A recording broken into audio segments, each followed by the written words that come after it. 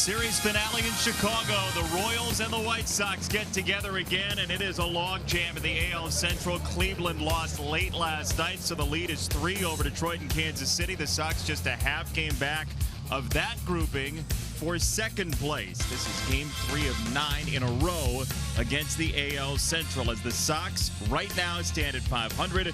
The Royals are 1 game over as we say goodbye to Kansas City.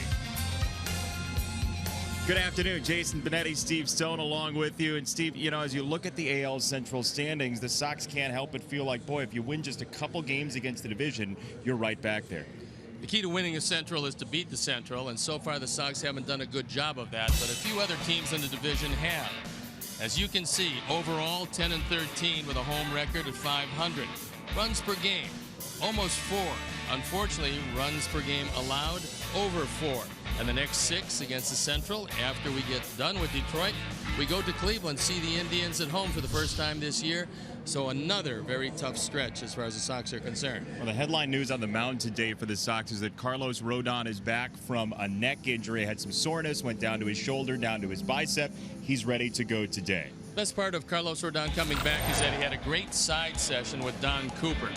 And in that side session, he was keeping his weight back and finishing off his pitches. There you can see in 11 starts this year, the record not good. The ERA not good either. But with opponents hitting .282, he's got to tighten up his control. He thinks he's done that, and hopefully he can carry it over into the game. The last 3 games for both of them, Yordano Ventura, the fiery right-hander, got tossed out of one of them. As you can see, his ERA 6.75. Carlos Rodon, on the other hand, although it hasn't been pretty, the ERA at 3.57 over the last 3. So hopefully today he can take what Don Cooper talked to him about in the bullpen, bring it into the ball game, hit his spots, and win a big ball game. Rubber match this afternoon. The Sox and Kansas City in the finale. Home runs got the Sox there 2 nights ago. The long ball for the Royals yesterday did the damage. Who wins today? Find out with us.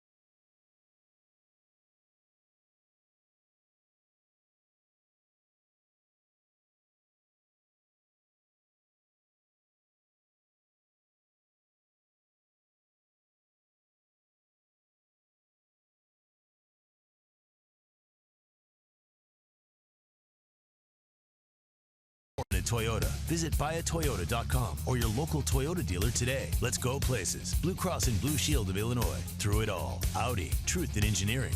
And by Xfinity. Xfinity X1 will change the way you experience TV. Sox and Royals getting ready for game number 3 of this 3-game series and the rubber match. Each team has won once. Use the force to eat that pretzel.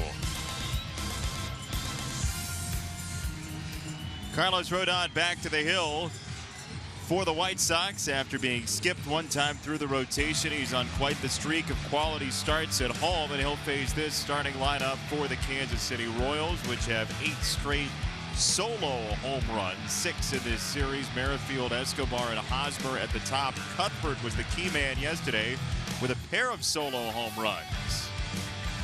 Let's take a look at the defense and how Robin is going to line him up behind Carlos Rodon. J.B. Shuck in left field this afternoon with Adam Eaton and Abisail Garcia in the outfield, along with Todd Frazier, Tim Anderson, Brett Lawrie, and Jose Abreu in the infield. Alex Avila gets the nod behind the plate, and our Lexus Pursuing Perfection starting pitcher is Carlos Rodon. He has allowed 10 home runs. He's 2-5, and a lot of strikeouts, 59 and 63 and a third, trying to get his release point consistent and make sure that he stays in the strike zone and stays aggressive. The umpires for the game this afternoon, the crew chief, Jim Joyce, behind the plate. Then it's Adam Hamari at first, Chad Fairchild at second, and Chris Guccione is at third. So Robin would like to see a little more of the offense that he saw in the first game of the series. He was missing yesterday, and see the record against the Central this year has not been particularly good. That's why the next 6 coming up, all that important. Sox realize that it's going to be very tough, and Ned Yost trying to keep his team together through all of those injuries. 8-game losing streak snapped yesterday with the typical Kansas City formula, which was get the lead, go to your bullpen, and make it hold up. And so they've thrown the ball around the infield, meaning we're ready to play baseball, and that means that Jason is on tap. Well, thank you, Stoney. It has cooled off considerably here today after a 93-degree, roughly, first pitch yesterday. The scoreboard says 67. As we get you set for Sunday baseball from U.S. Cellular Field, Carlos Rodon to Whit Merrifield. Former South Carolina Gamecock takes ball 1, and we are underway from the south side of Chicago this afternoon. Thanks for joining us wherever you may be, whether it's on your television via MLB.tv. We're glad to have you. Broken bat grounder that's fair. Whit Merrifield is back to his old tricks, and he rounds first on the way to a leadoff double. The ball was on the inside corner. It wasn't hit hard, but with Frazier off the line, it snuck by him. It's a pretty good location. But Merrifield, at least against the Sox, swings a magic wand. Yesterday was not a particularly good day for him. They didn't need him, but he did have a very good day in the opener. All 4 of his career Major League RBIs have come against the White Sox. A lot of the games that he's played in the majors. Yep. He hasn't been up for very long. The Sox have seen him more than anybody else has seen him, but still, he's done a number. Here's Escobar. He was 1 for 4 yesterday, and he lays down a bunt foul. He's a pretty good bunter. He's had 4 sacrifices this year. Will occasionally try to bunt for a base hit. Does not walk very much. And so Ned Yost has a choice. And that choice is let him bunt again, move along Merrifield, or try to get him to hit the ball to the right side, which is something for him that's been fairly easy to do. He has a big strikeout risk with 41 of them. He strikes out about 15% of the time he comes up to the plate. Bunt. Frazier. 1 away in the first. Sacrifice number 5.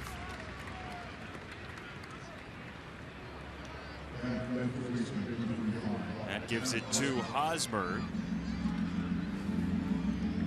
Starting lineup that has looked the same for all 3 games as Dyson, Fuentes, Butera, and Infante calcify on the Kansas City bench for this series.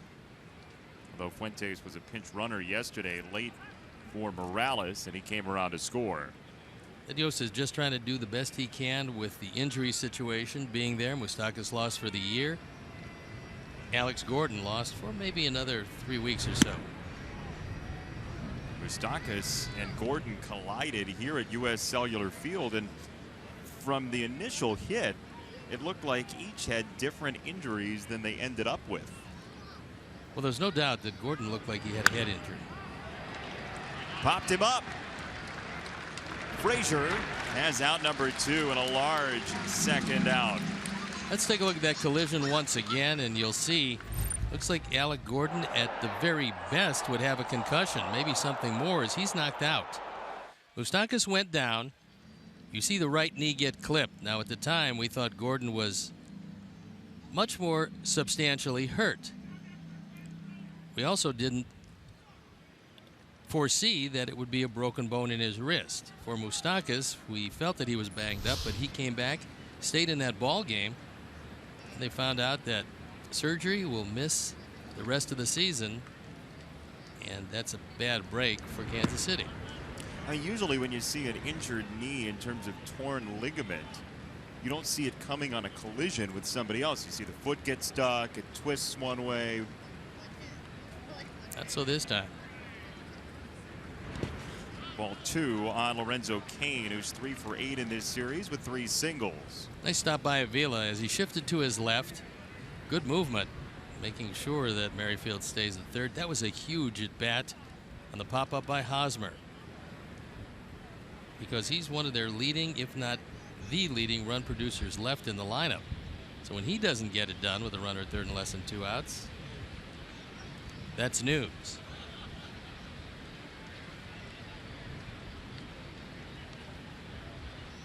Cain slugging .425, takes ball number 3. Morales is on deck, and we'll see if Rodon does throw a strike to Cain on 3-0. Well, that's 2 very good plays by Avila, as this time a tougher ball to handle, as that ball bounced farther away, and now they're just going to put him on first base.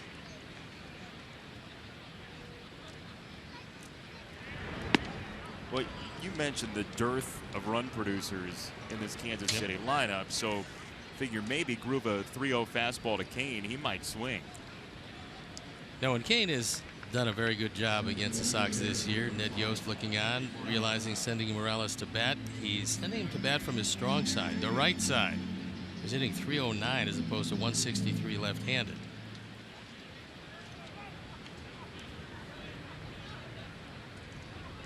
It's .202 overall for Morales when you combine them. Former Angel. He's still a nice guy. He just no longer plays in Anaheim. He might have still been there, but for a home plate celebration that absolutely shattered his leg. He wasn't the same player after that. Showed some signs of absolutely being a big star when he was with the Angels. He's still a good player. That big stardom, although he had a good year last year, has eluded him. Runners off. Morales bashes it to right center, and this gets down. The Royals have the lead. Cain gets stopped at third as Eaton got there quickly, but Kansas City has the first advantage this afternoon.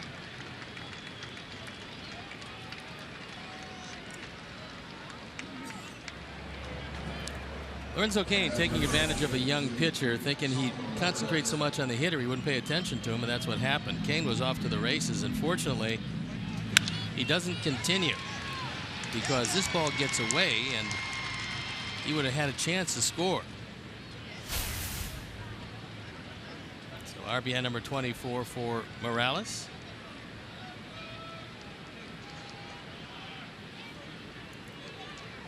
First and third, 2 out, 1 in. Perez takes ball number 1. Carlos having a hard time with that release point on the slider. He hasn't been all that close. So the leadoff double pays dividends for Kansas City.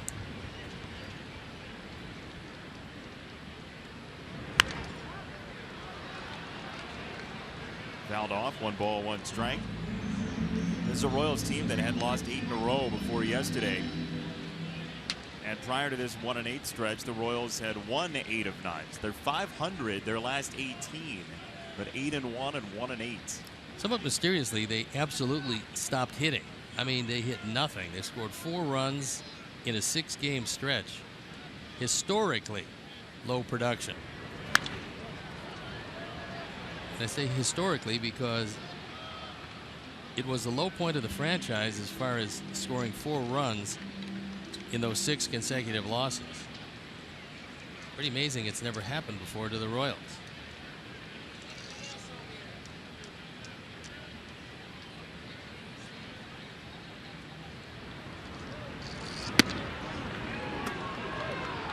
Could have been strike 3. It's 2-2. He reached back, got a little something extra on the fastball, and that ball had the entire zone.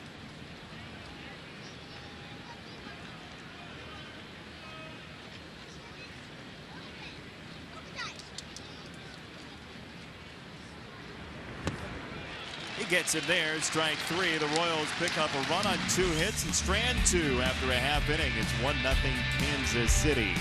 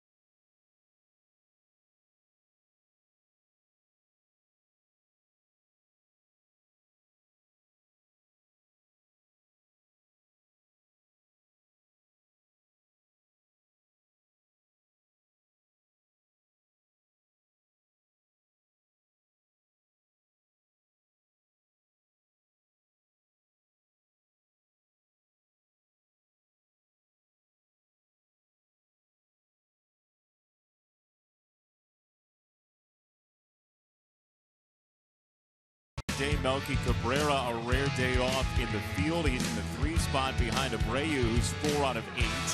Alex Avila up to the 6th position after 2 home runs in his last start. Let's take a look at the defense and how Ned Yost is going to line them up behind Ventura. Airfield, Kane, and Orlando in the outfield with Cuthbert, Escobar, Colon, and Eric Hosmer in the infield. Salvador Perez, the ever-present catcher behind the plate, and our Lexus Pursuing Perfection starting pitcher is Yordano Ventura. Struggling this year for his 13th start, his ERA .532. Just 44 strikeouts in 66 innings, that despite a 98-mile-an-hour fastball and at times a biting curveball. Been lack of command, both physically and emotionally, for Ventura that's really curtailed his season so far. He's given up 5 earned runs or more 4 times since the last day of April.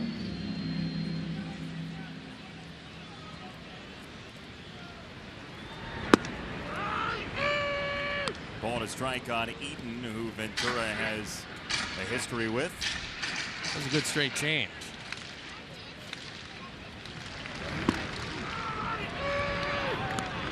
Ball and 2 strikes to Eaton. So he's thrown 3 pitches and thrown 3 different pitches, which is somewhat unusual. Fastball low, and he checked it up. He did go around, much to his surprise. Joe McEwing is really hot about that one with Chris Guccione at 3rd.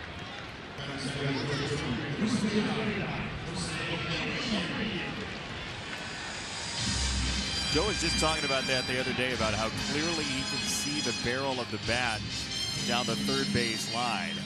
Well, he's got pretty much the same view as a 3rd base umpire. We'll take another look at it. And when you go that far, even though the head of the bat does not come out, then it's really flip a coin with the umpire. Some will say, well, he checked it up. Others will say he went too far. In the case of Guccione here, he felt he went too far, and now Joe continues that conversation. Nice play by Hosmer at first, and 2 down in the White Sox first inning. Jose came in hitting the ball very well this series, and that time Eric Hosmer on a ball that wasn't hit all that hard, but still had to make a good play. He was playing well off the line, showing you some good quickness to the line, and then he decided to take it himself. So 2 out quickly, and Melky Cabrera to the plate. Yesterday 2 on, nobody out. Melky decided to lay down a bunt against Danny Duffy. He did move the runners along. Looked like he was bunting for a base hit, and the Sox were unable to push him across.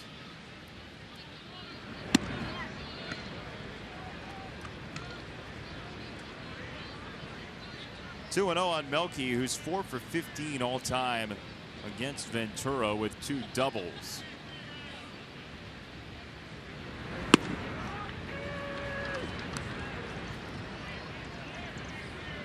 Two and 1 on Melky Cabrera. Game playing Melky is somewhat of a pull hitter. He hasn't done a whole lot of that, but one of the reasons why he's a couple of steps into right center, it shows you that Ventura probably, when he goes to get Melky from the left side, he's going to probably use sliders, and sliders is what a left-hand hitter is going to pull. You just have to hope from a pitching standpoint you get him in off the plate. One stayed high, 3-2 on Melky with Todd Frazier next. Cabrera 21 walks, 24 strikeouts this year. One just to foul it away. A nice job of staying alive on a crisp fastball at 97. Looked, at least for the moment, because there's no pressure on him, but Ventura looks a little more under control today than he's been at various times in his career. Up high, ball 4, 2 on, 2 out, 1 on for Frazier.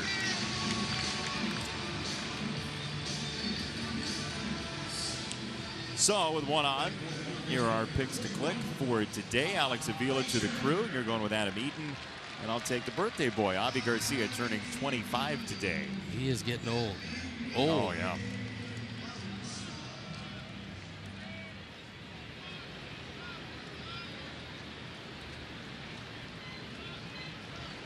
Here's Todd Frazier. And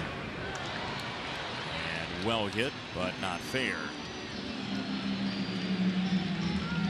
It was a rolling breaking ball that Ventura got away with. I remember watching him in Arizona when he was very young. And he had a rocket for an arm. At that point, looked like the sky was the limit. He's been a good pitcher. He just has not been the great pitcher yet, but he's still young enough. He's 25 years old as of this month. Ball falls just short of us, 0-2. We keep hearing a lot of rumors that he's being offered around, that he's on the market, that he can be had. Well, there's a lot of teams that would love to take a chance on a guy with this kind of ability, because they will probably feel a change of scenery might really help him.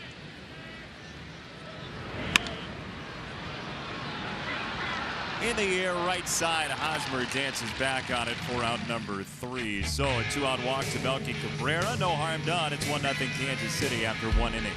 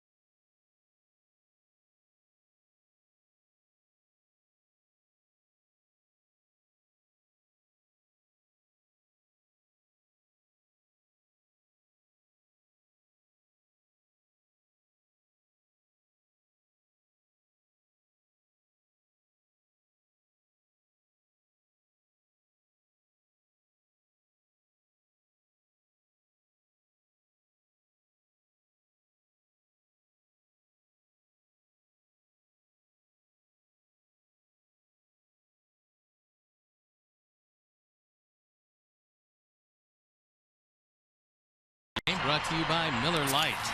Thank you for that reminder. Just in case. Sometimes I forget. You can follow Dan Hayes, our White Sox insider, all season long on CSNChicago.com. Presented by The Great Escape. Pools, patio furniture, hot tubs, and more. Escape your everyday. Shop The Great Escape. Family Day at the ballpark, and there are a lot of families around. No bright sunshine, but still a very pleasant day at the park. A little more pleasant than yesterday, actually, when there was bright sunshine, but it felt like we were broadcasting from the sun. Yeah, yesterday's one of those days you don't want to be sitting in a leather chair. You will be attached to it. Here is Orlando, who again goes after the first pitch, and it's strike one on a foul ball. That youngster eating the popcorn, by the way, was hitting about 800 on kernels in the mouth. That's all you need. That's the best part of popcorn. You get the big jug, and then some of it ends up on the ground. 0-2 for Orlando. Orlando also has had a very good year against the Sox. And although he was held to just one hit in yesterday's ball game, it drove in a run. He is 10 for 27 against the Sox and is on now with the hit by pitch on 2 strikes from Carlos Rodon.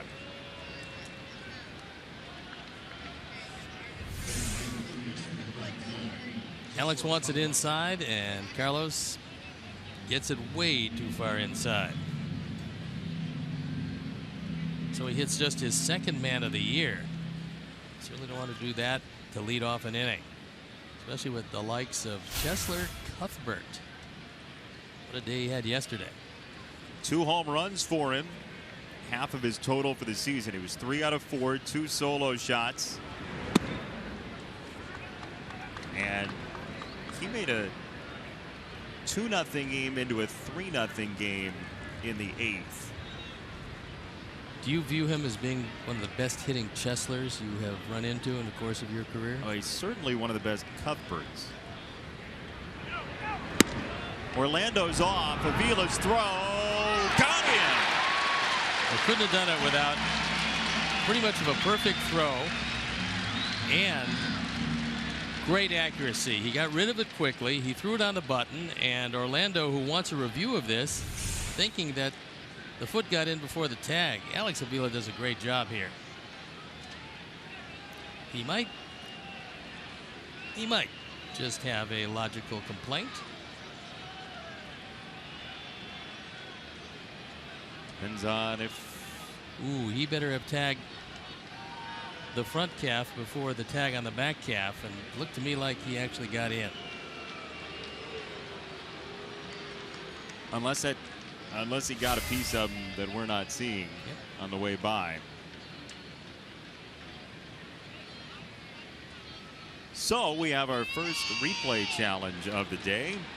Orlando, who was perfect this year, 4 for 4. His perfect season hangs in the balance.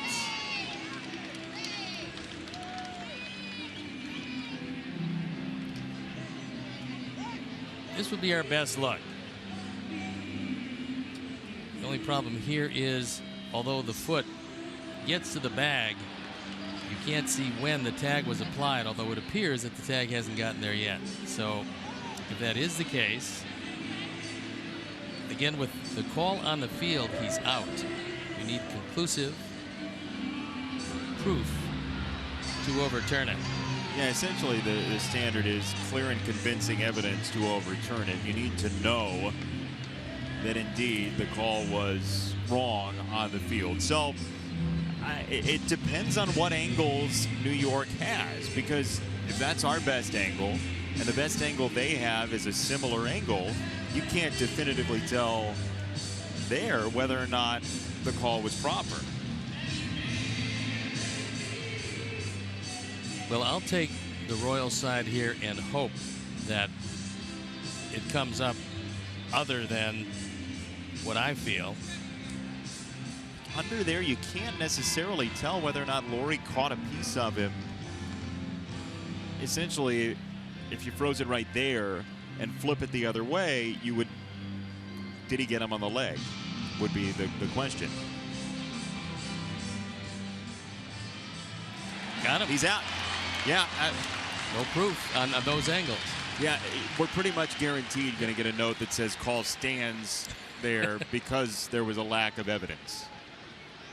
Well, regardless of the resolution of that particular play, it was a great play by Alex Avila, because that's as quick as you can get the ball to second base.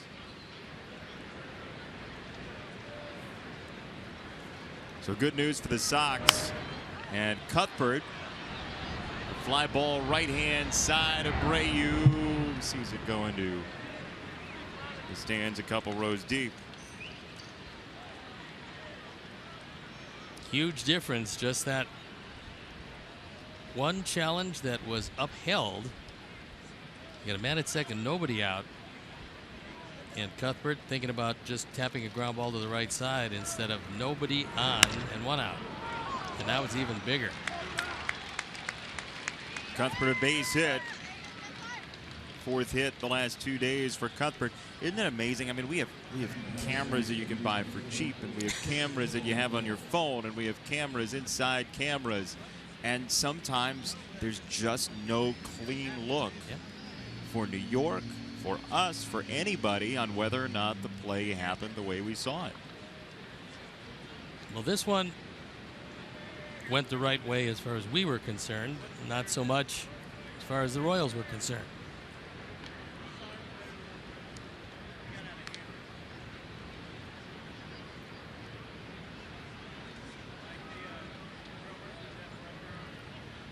Cuthbert, just 23 years old, in the infancy stages of what looks like it's going to be a pretty decent career. And so with the old adage of one person's misfortune might be the opportunity for somebody else, we probably didn't see a whole lot of Cuthbert if Moustakas is not lost for the year. But he was lost for the year, opening the way for Cuthbert to show that he's got some skills. Talking to some Royals folks, well liked in the clubhouse. Young kid at 23, Chancellor Cuthbert.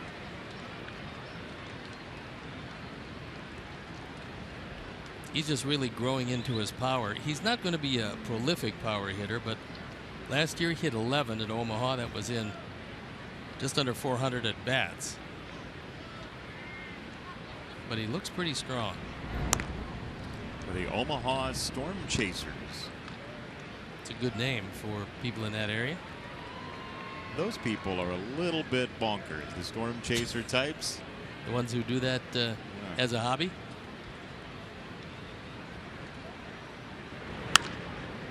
It's really a risk-reward issue for me, right?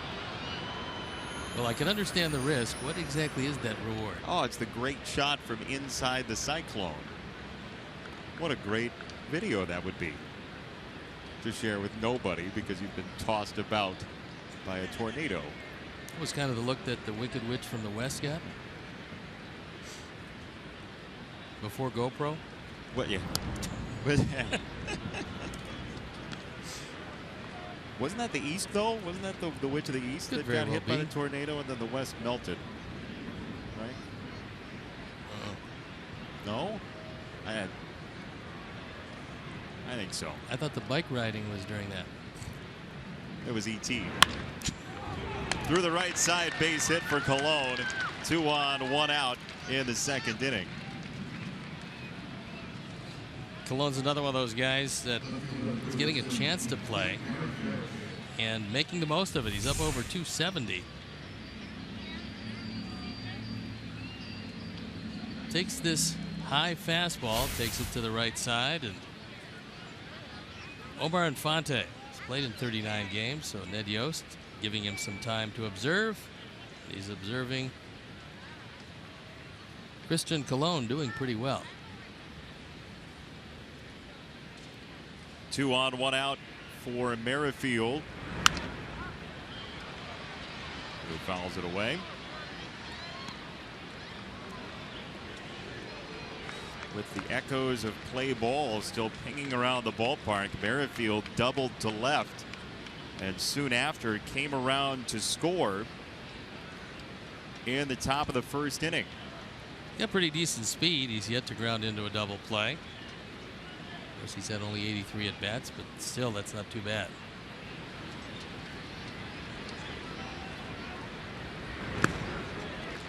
Oh, and 2 on Merrifield.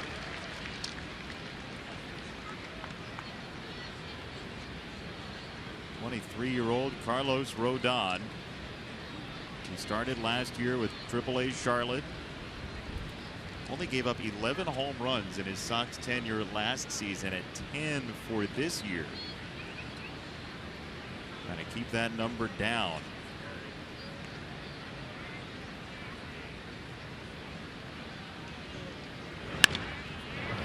On the ground, and it finds a gap. Cuthbert around third. He comes home, and the Royals, with 3 straight singles, have another. It's 2-0.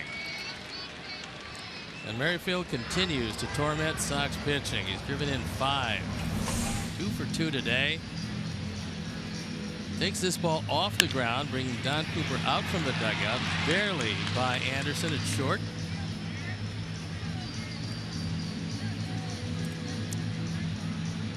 And now that upheld call at second base looks even bigger. This could have potentially been a disastrous inning. Let's see if Carlos now can get himself out of it. Hold him right there at 2 runs.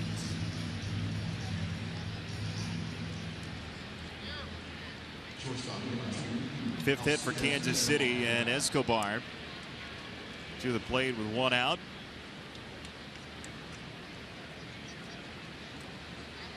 Well, they're back to their old little tricks here, Kansas City. They went homer happy last couple days, and now the piecemeal runs have come across in this game. Last couple of days very uncharacteristic of their offense. But they were looking for any type of offense after the drought that they suffered.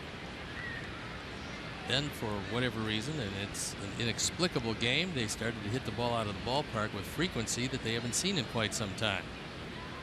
Still 53 home runs. That's tied for 3rd to last in Major League Baseball, even with the power surge the last couple of days. What are you seeing from Carlos Rodon right now? Well, one of the things that he's doing is, and I'm sure Don Cooper will talk about it and he'll be able to see it, is on that slider that he uses, a wipeout slider. It's good when you actually are ahead 2 strikes. Then you can throw it down and in the dirt. But he's trying to throw a strike on various pitches and losing a release point on that. He went through that swing 2-1 on Escobar. What Don Cooper tried to get to him and through to him in the side session in the bullpen was to reach out and finish off your pitches. Don't stop short, because then you hang the slider. So he's almost compensated for that by reaching out. That part of it is good, but you hold on to a little too long and guiding it into the dirt. Again, for a wipeout pitch, that's good. It means you got 2 strikes and you're trying to wipe them out. Runners go, swing and a miss. Throw by Avila is on target. He came off the bag. It looked like he was going to get in, and then it looked like he came off the bat. Todd Frazier kept the glove on him, and Colon thrown out. Watch it again. A high throw. The leg is actually in before the tag, and then the leg comes off. Nice play by Todd as he keeps the glove on him. Then everything comes off. Colon tried to reach back with the hand, put it back on. See, I was there.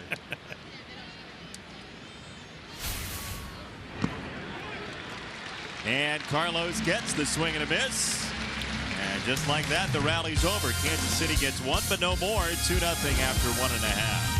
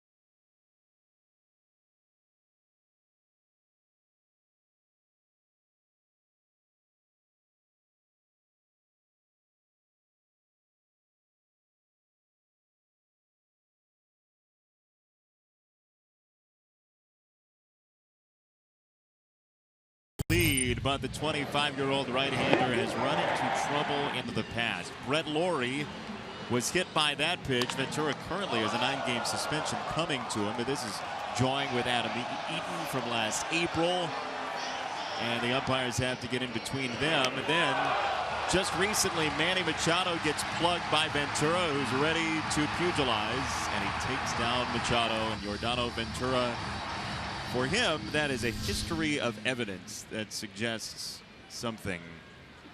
What do you think that something is?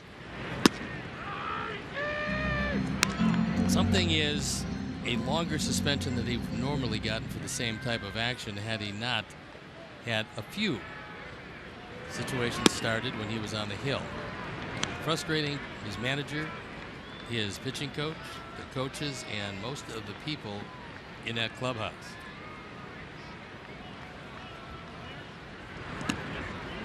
Strike 3 on Lawrie and 1 away, which leads to the point. I mean, Ventura, just at the beginning of this series, was asked about the suspension, and he says he doesn't feel like he did anything to suggest that he should get a 9-game suspension. But when you've got a history, they're going to up the sentence. That's the way it goes. Yeah, well, I remember Butch Cassidy telling me that I didn't do anything wrong. I can't understand why so much of the law is after me.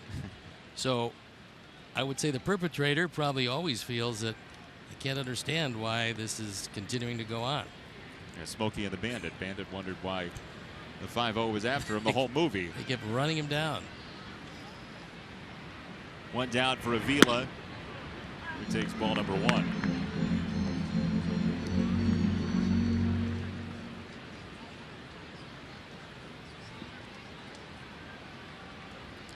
Two homers 2 nights ago for Alex.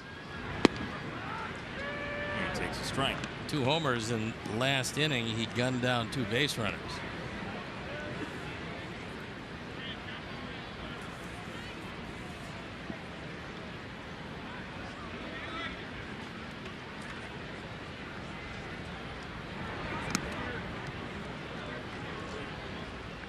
Well, Gene Honda's taking the half inning off, and that is Riley McDaniel, who is here to do the public address announcing in Gene's stead this half inning, and has already done a nice job.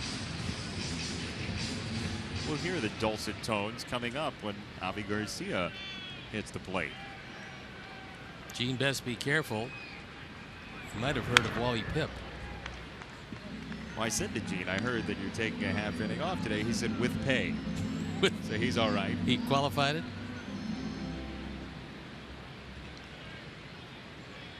One of the best in the business, Gene Honda. Does so many different sports as well. 2-2. Goes to 3-2. He's the voice of Joe Grube's favorite Fighting Illini. NCAA basketball's Final Four for years. Not the Illini, Gene Honda. 3-2. He got him for strike 3, low in the zone. 2 down for. Now batting right fielder number 26, Avisail Garcia. Nicely done, Riley. He pronounced it a lot better than we did when he first got to the Sox. I'll tell you that. You know, on that subject, I was talking to Alex Avila, Yes. the Sox catcher, and I said, I've heard your dad's last name pronounced a different way. I've heard Avila. Yeah. And he said, well, growing up, all of my friends said Avila because it was easier for them. So I tell everybody to say Avila, but my family and friends, close friends, say Avila. And I said, well, which one do you want? He said, whatever you want.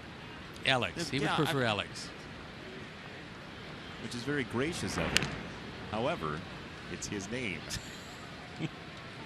2 strikes on Avi Garcia. He's one of the really good guys, Alex Avila. Always has time for you. A thoughtful player. And he's starting to play a whole lot better. A couple of home runs, a couple of base runners gunned down. Ventura cruising through the second inning. He strikes out the side.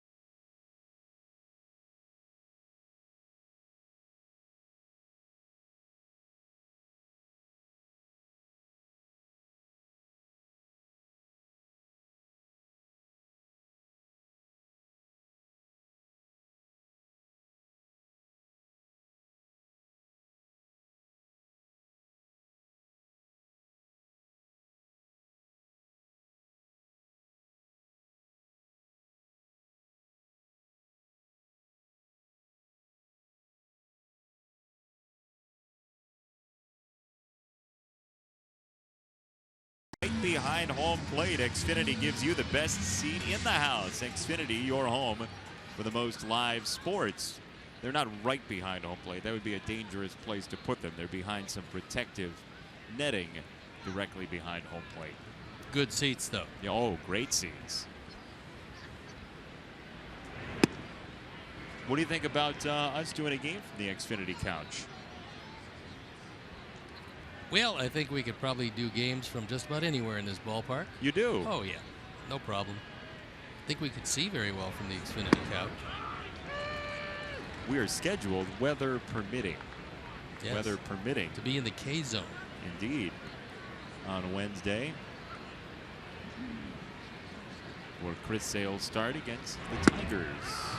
Exceptional sight lines, especially on foul balls hooked down the left field line. You're going to bring out your old net from decades ago? I'm going to bring my glove just in case. Last year or the year before, we had a penguin, so maybe I can catch him. With your glove. Frazier, one down. You interviewed a penguin? Yes. It was interesting. It was a very warm day, and so they had to hose down the penguin on occasion, but I think the penguin's name was Phil, I'm not sure, and he was delightful. Terrific personality, very happy to be there. Didn't Danny DeVito play the penguin? Yes, one of them. One out for Lorenzo Cain, who was intentionally walked on the fourth pitch to him. The first three were unintentional.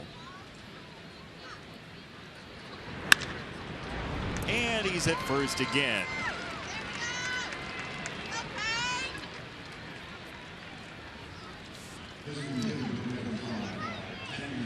Hey fans, when you think mortgage in Chicago, think eClick Lending. Whether looking to purchase or refi, never pay lender fees with eClick Lending. Visit us online at eclicklending.com to lock in your low rate today. eClick Lending, point, click, save. Sounds easy. It's very easy if you're not me. Well, you've mastered the YouTube and parts of it. I'm a little shy in some other parts. I have a feeling if we changed your password on your tablet, you just throw it out the window. I'd never be able to unlock all of the secrets that are held within, like the scoreboard and things along those lines. It's the Major League scoreboard, which is very clandestine normally. Morales takes a strike. his former team, the Angels, last night. Speaking of that scoreboard, they were up 3-0 on Cleveland. The Indians got 3 in the top of the 9th. Tyler Naquin tied the game with a single. And then the Angels bounced back and got an Escobar RBI single to score the winning run. So that kept the Sox 3.5 games back in the Central. Kansas City and Detroit 3 behind.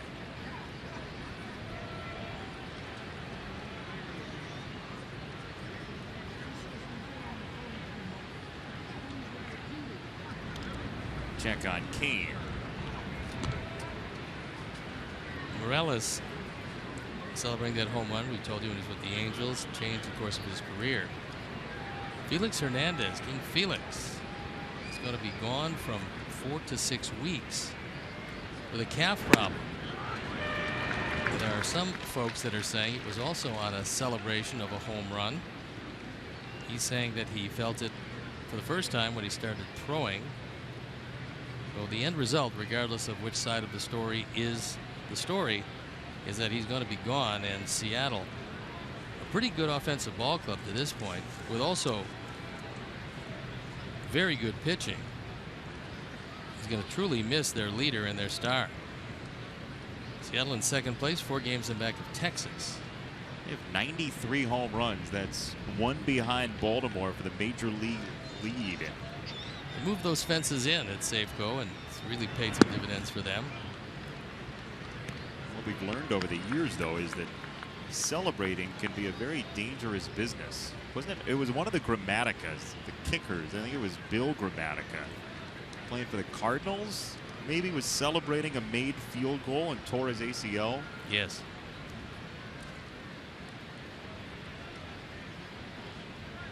Kane at first, 1 down, 3rd inning. Ball 3 on Morales.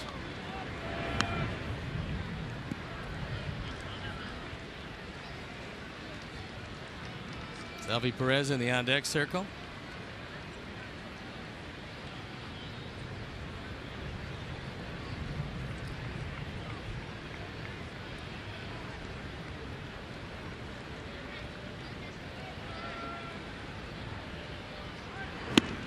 Strike 3, and Avila makes contact. Yep, interference. And Alex has been down this road before. Remember that about a month ago against the Astros, he didn't make contact on the ball at the plate. Said after the game, you need to have contact there. Morales gets struck by the throw. Interference ends the inning. Bottom 3 next.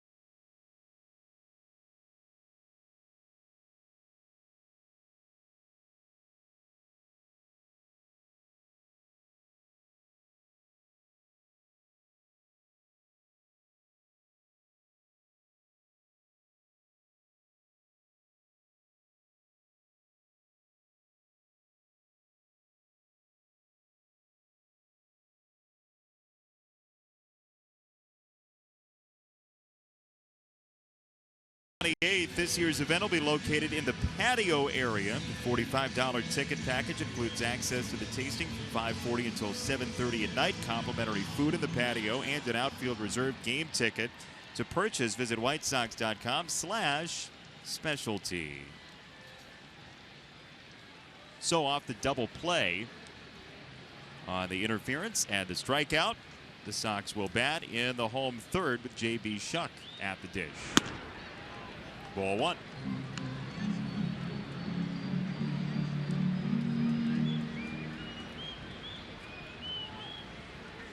Sox trailing 2-0 as Shuck has a count 2-0. JB is about a .265 career major league hitter coming into this season, so you'd imagine the 4 for 30 would grow. He's been platooning since he's come back, hitting mostly against right-handed pitching. Yeah, I think if he does get some consistent play, we'll see that batting average start to rise. And what he's got to do here is somehow get on base. And have to wait one more pitch. Yeah, that time the call, that was in the zone, so good call by Jim Joyce.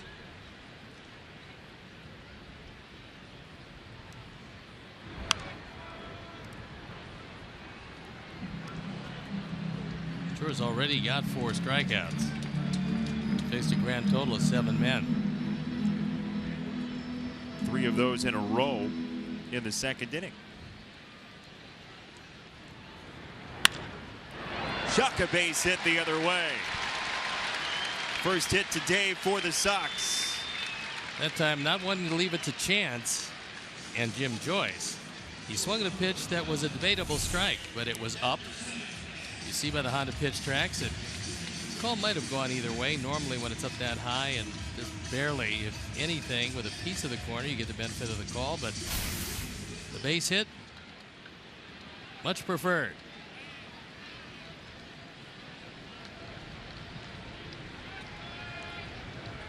One out for Tim Anderson, and a chopper up the middle. Cologne starts his own double play. He got his pitch. He got a fastball right down the middle and hit the top of the baseball. Turned into a pretty easy 4-3. Even with good speed, Anderson could not beat that throw. Easy come, easy go for the Sox here in the third, and Adam Eaton to the plate.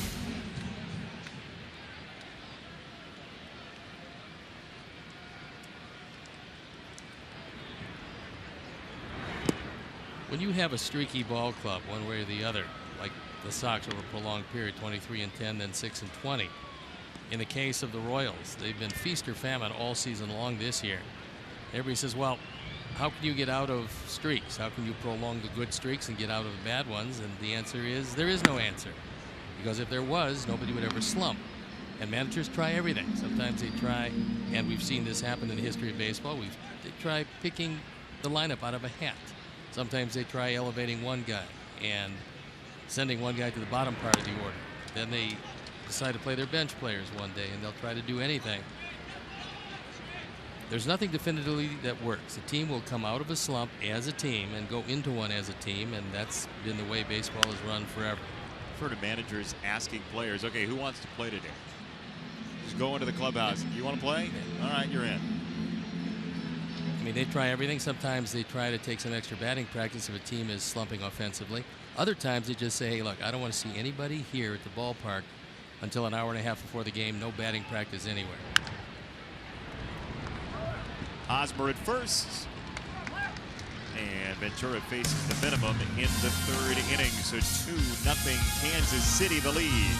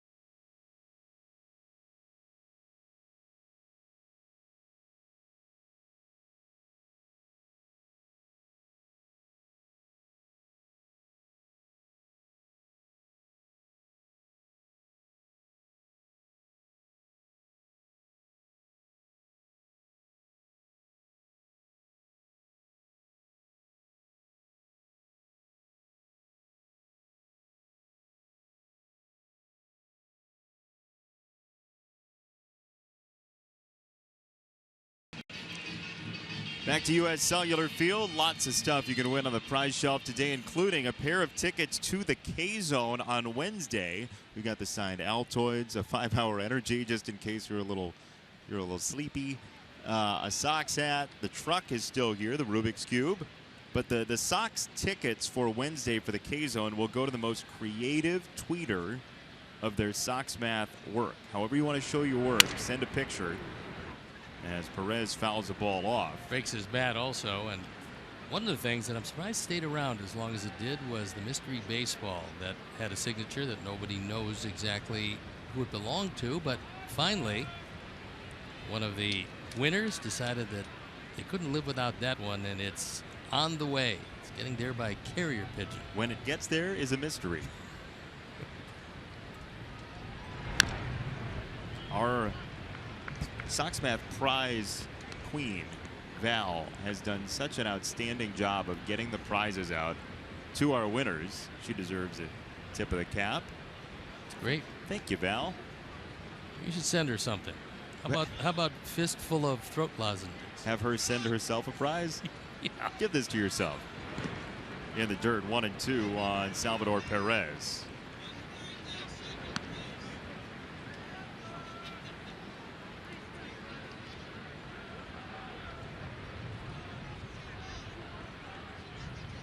Kansas City got a run in the first on a Morales RBI single. Then Merrifield an RBI single. 2-2 on Perez. And Merrifield hit in the second inning.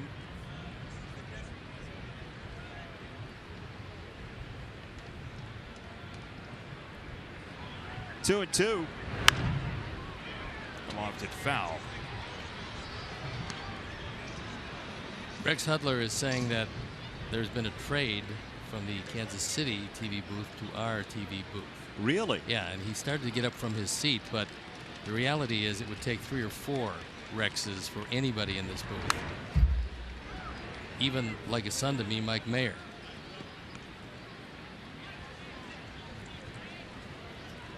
So you're saying Rex is a very valuable commodity?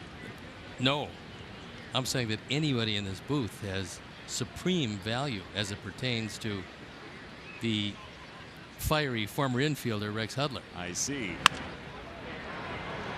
described one other person as fiery today. Yes, a couple. But Rex is one of those guys. Rex actually was Brett Lawrie before there was Brett Lawrie. Rex was exactly that kind of player, and he remains that kind of guy even to this day. See him right there with the baseball? He made that from the time the game started till now. Did he really? Yeah. That's how active the man is. What a craftsman. Ooh. 2-2. Fouled away again.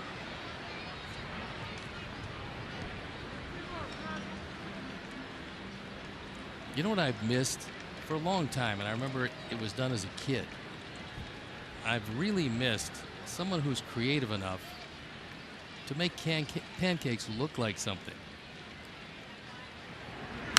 It's been too long. It really has. When people mold food into somebody's, I don't know, somebody's caricature or something like that, that's really impressive. But they don't do it enough. True.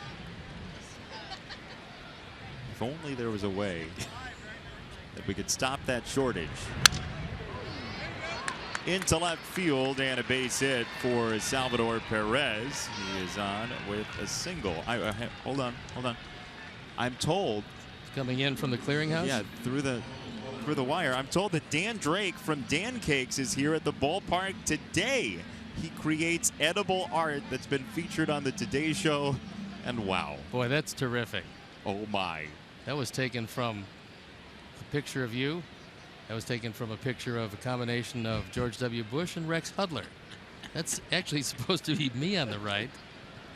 Are Rex and I supposed to work together at some point in life? It looks like you're destined for that. Actually, I was going to eat the pancake that looked like you, but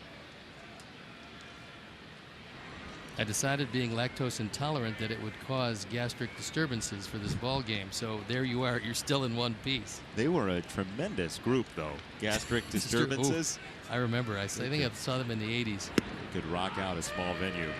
1-1 on Paulo Orlando. Perez, the leadoff single. I mean, honestly, folks, you haven't lived until your face has been a pancake. It's true. Or Rex Hudler's face has been a pancake. You do look a lot like Rex, I would say. That one looked a lot like him. Nice job, though. Thank you. Javi Garcia in pursuit, and he gets there in foul territory, so 1 away. Here's Mr. Cakes, Dan from Dan Cakes, doing his work on the old Peacock.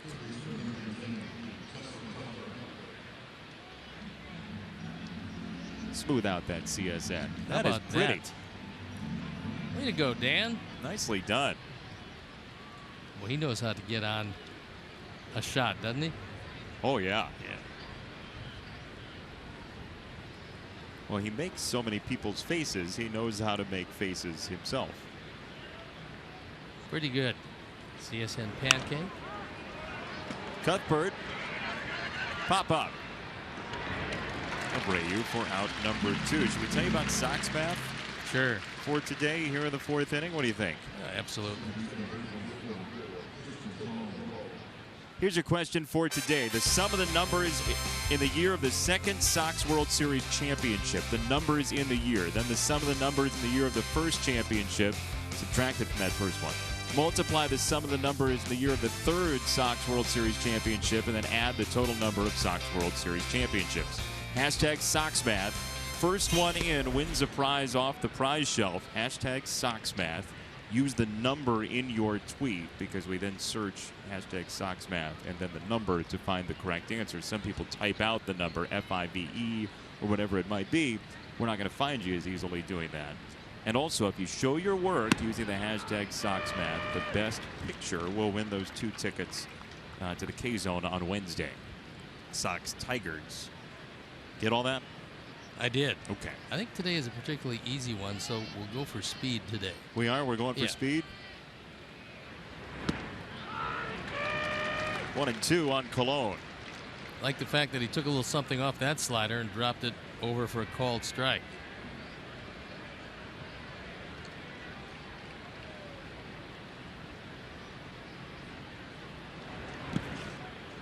Nice stop again is Alex Avila.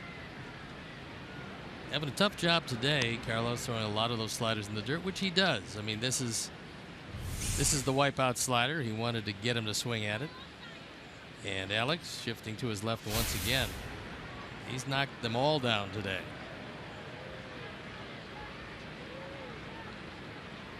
Two. Off the plate, 3 balls, 2 strikes on Colon.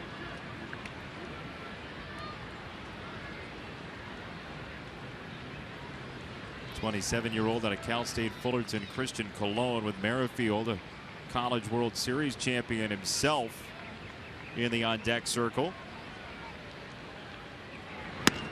And ball 4, 2 on, 2 out in the 4th.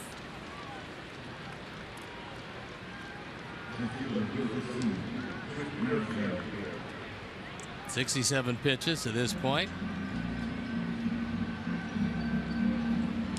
41 of them strikes.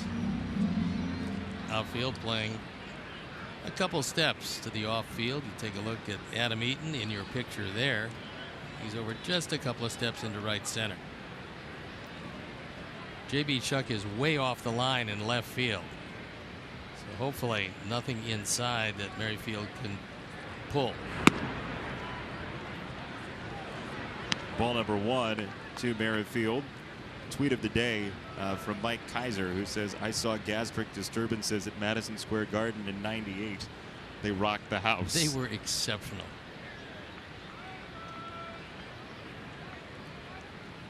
Want to know from Carlos on the inside edge. 1 ball, 1 strike.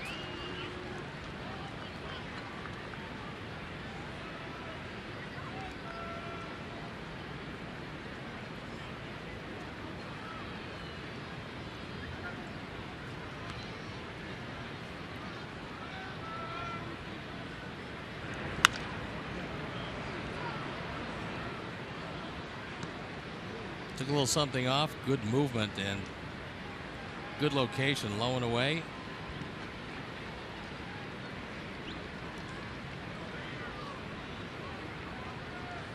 Where do you go here on 1 and 2? I'd like to see the wipeout slider. And down and in would be fine. Came inside with a fastball, though, fouled away. He tried that the first time up, cost him a double down the line. Family day, and it pays to bring your glove. You just might get yourself a souvenir.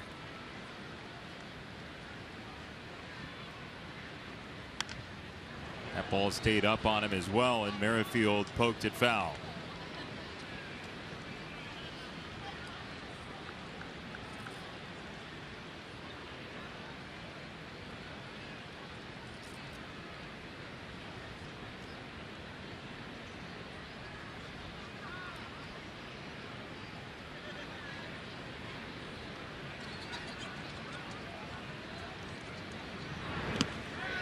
Checked his swing. He went around.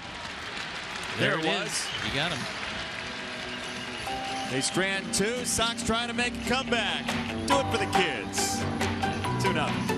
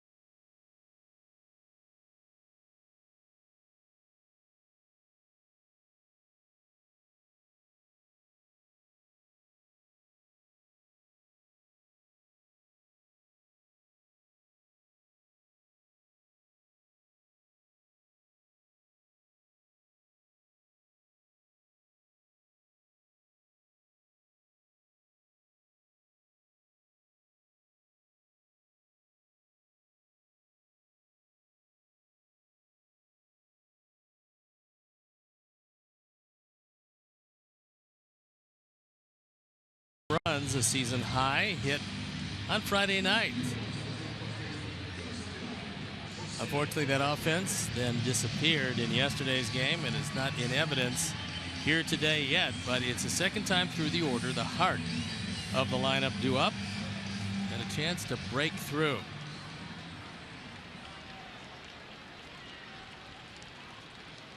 Send along best wishes to the Mets' Terry Collins. We got a chance to talk with him in New York. Feeling ill. Cologne out number 1 on Abreu. So Terry, before the ball game, was not feeling great. They took him to the hospital for some tests. That game is a series finale against the Brewers, and hopefully Terry is going to be okay. Mets are in Milwaukee. They're in the 4th, and it's 3-0 Brewers.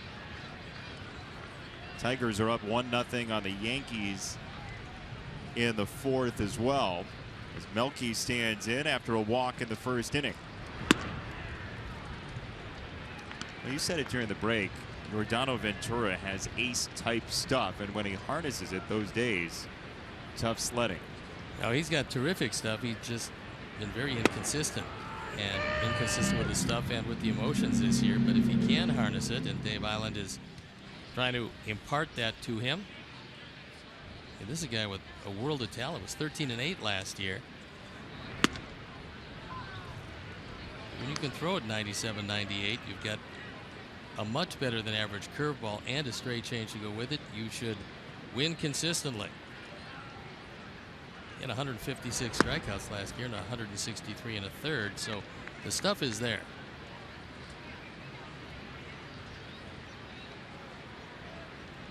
Got a 2-2 for Melky Cabrera.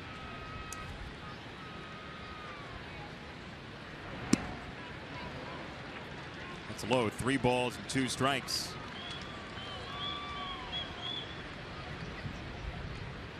Let's see Melky get aboard, and Todd Frazier think about tying it up with 1 swing.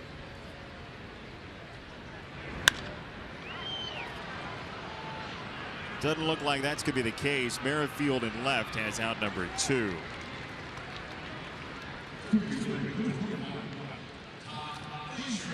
Sox fans, join us as the White Sox take on the Toronto Blue Jays Saturday, June 25th at 1:10. First 20,000 fans receive a White Sox beach towel presented by Shark Week starting June 26th on Discovery. Purchase your tickets today by visiting whitesox.com or calling 866-SOX-GAME.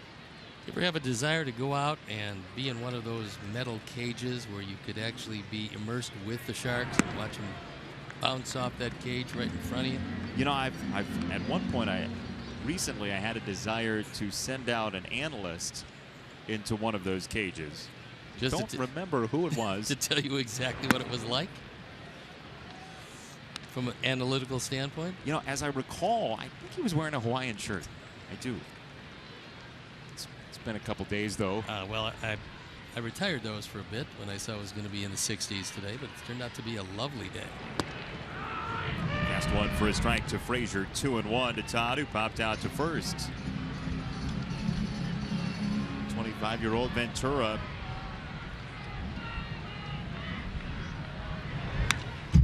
has given up just the 1 hit. That was a single to J.B. Shuck in the 3rd. What he's doing today, and you would think that Salvador Perez would have something to do with this, Ventura's pitching. He's not just throwing it as hard as he can, and wherever it goes, it goes. He's actually moving the ball all around, and he's had very good control, minus the walk to Melky in the 1st. Got Frazier swinging, but it bounces away, and Salvador Perez does the splits. Frazier is safe at first. And they're holding their breath over there to see if that knee is okay, because it was a very awkward slide, and Salvi looks like he might not be feeling 100%. And if it is that right knee, that's going to be a huge problem. Oh, boy. Yeah, because as soon as he went to plant and throw, his foot slid on the grass. Now they're going to have a word with him. Ned Yost, who is a former major league catcher, knows exactly what's going through the mind of Perez. Good breaking ball in the dirt. Heads up play by Todd Frazier, realizing got away. And there you see the right knee as he went to plant. Goes out from under him. First, the left foot slid, and then right there, the right knee. He's now feeling the effects of it, but that's what we were talking about earlier with possible knee injuries, and we don't know what it is for Salvador Perez here, but the non-contact ones are the scary ones. This isn't the first time we've seen him in a possible injury scenario in a Sox series this year. And this was Cuthbert coming in and taking the leg right out from under Perez. They said at the time 7 to 10 days. He caught a huge break. They did an MRI on him. No structural damage in that right knee. So the problem being it's the same knee.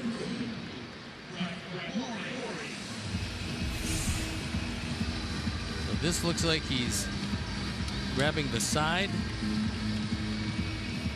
And after coming back from a knee problem, out of all the guys on the field, and that includes Moustakas, who's already gone, and Gordon, who will be back, the man they could ill afford to lose, the #1 guy, would be the guy behind the plate for what he means to this team in every aspect. Strike 1 to Laurie. You've said it before how important catchers are. I mean, and with the way he knows these pitchers, is Todd Frazier again leads the league in being picked off with not a foot off the bag. Yeah, that was an interesting throw by Ventura, only that Todd had not even started to take his lead yet. So he could have literally collapsed and not gotten picked off.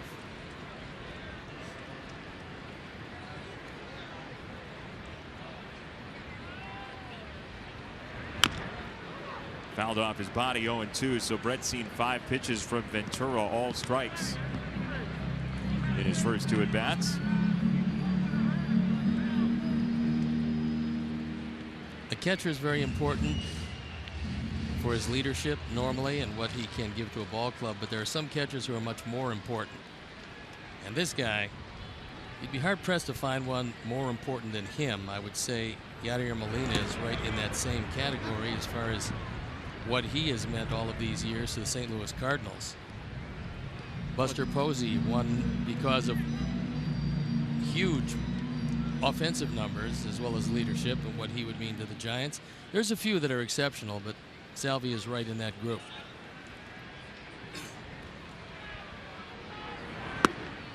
Strike 3.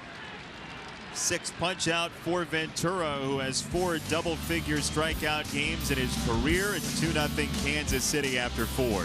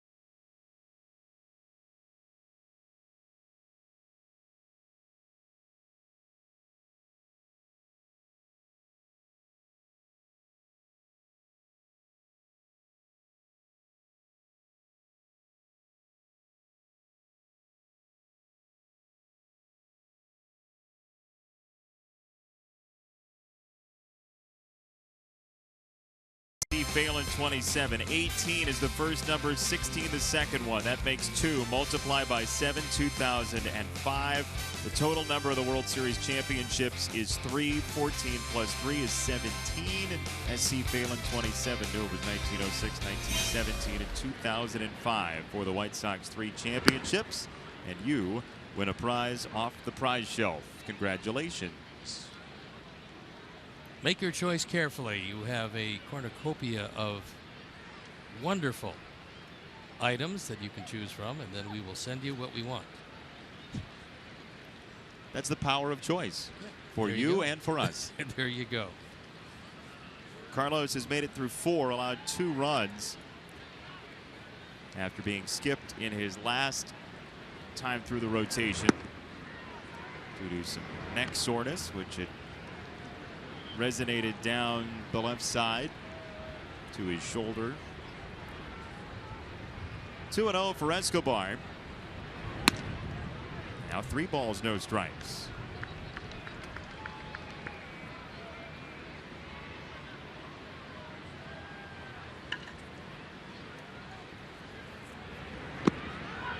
Three and 1. We also said we were going to give away those 2 tickets to At Epic Rare. We're going to give those to him. We'll show you why in a moment for the picture that he sent in for his Sox Math scrawl. Congratulations to you at Epic Rare. That was a fine job. Oh, yeah. Show your work Sunday for Sox math. Swing and a miss, strike 3, and 1 away. So why we like at Epic Rare and his doodle is, number one, he wrote out the hashtag SoxMath, which is trending on that piece of paper.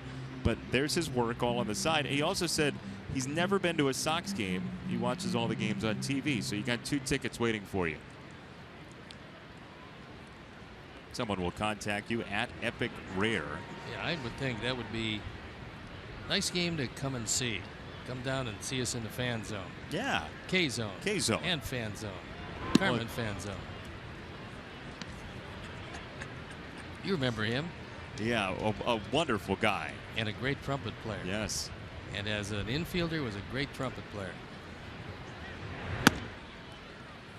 2 balls and no strikes on Hosmer, who is 0 for 2. You know, sometimes when somebody's playing the trumpet, they want to make a different sound with the trumpet. As Hosmer hits a fly ball left field, Shuck is back at the warning track. He makes the catch for out number 2. They mute the trumpet. I'm just saying, mute might be a good idea. Carlos Rodon has 2 down here in the 5th inning. He was an NC State guy, came through the Wolfpack, and his college coach in the regional round, Elliott Avent, was not happy with a call and decided that he wanted to get his money's worth, so this spin move got him to the umpire who made the call. That is that's well done. Well, first of all, the ump obviously flagged for holding, but then the spin move got him to where he needed to be. Fancy footwork. Carlos was the first college player drafted a couple years ago. Came out of NC State.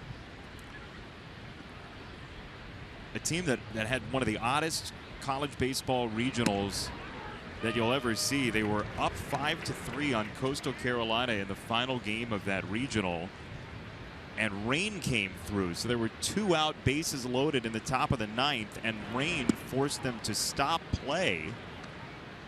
They had to come back the next day. Coastal Carolina scored 4 runs out of that spot and ended up in the Super Regional round, beating NC State. 2 out in the 9th, and rain comes through.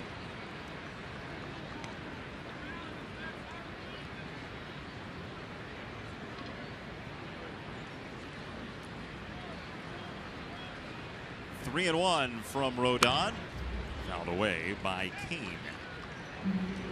What's the strangest rain situation you've ever had?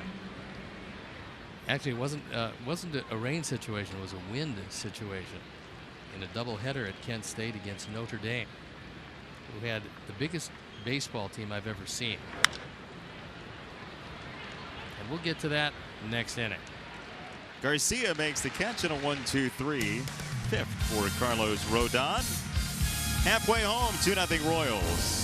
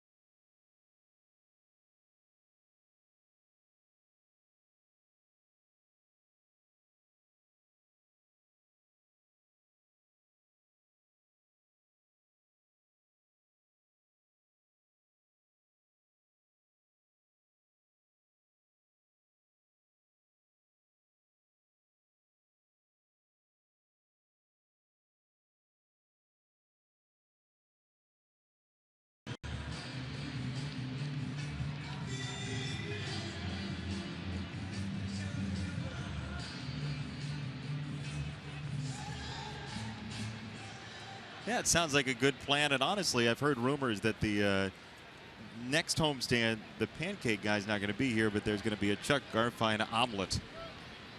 It's going to have Chuck's face in the omelet. I think that's a great idea. Because as you know, to make an omelet, got to you break get to some break eggs. some eggs. And by the way, next homestand, Toronto is the opponent coming in, and Toronto is really starting to heat it up. They're leading Baltimore 10-6. Edwin Encarnacion is absolutely crushing the baseball. Alex Avila rips it to left center, and that's a base hit for Alex. And it gets away, so he's on his way to second base. It looks to me like an error on the part of Kane, who normally is close to flawless center fielder. It's only the second error of the year.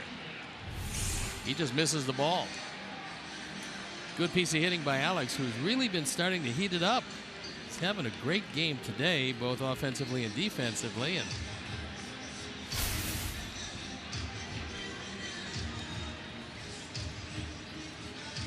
good way to start off the fifth. Just the second hit. So it does indeed go single E8.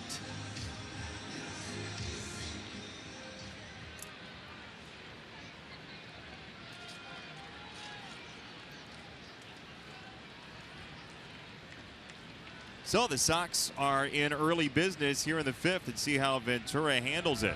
Birthday boy Avi Garcia hits it hard enough to sneak it by. Avila up to third.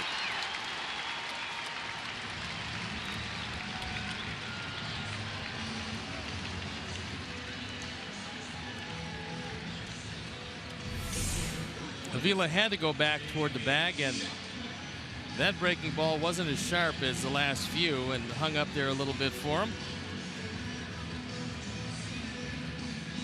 Escobar can't get to it. Avila, who retreated and wisely so to second base, trots to third. Runners at the corners, nobody out, and a golden opportunity to break through. J.B. Shuck, who singled last time, takes a strike on the inside half. 0-1.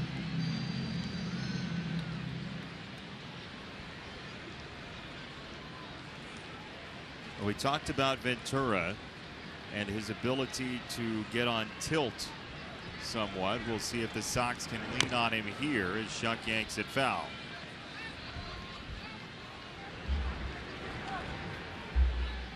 We had a runaround to lead off the third inning. Then a double play ground ball off the bat of Anderson got him out of some trouble. Had one runaround via the walk with 2 outs in the first, and now after a runaround on a strikeout last inning, he's got 2 on and nobody out. Called strike 3.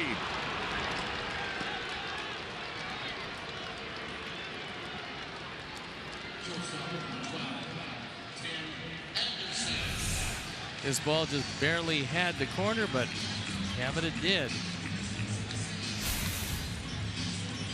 And from Perez's standpoint, he didn't move the glove at all. He thought that was a strike. Otherwise, the catcher would move it back over the corner. He just caught it and held it there. Tim Anderson, hard hit, but right at Escobar. Hosmer held the bag, double play. The Royals sneak out of it after back-to-back singles. 5 deep, 2-0 KC.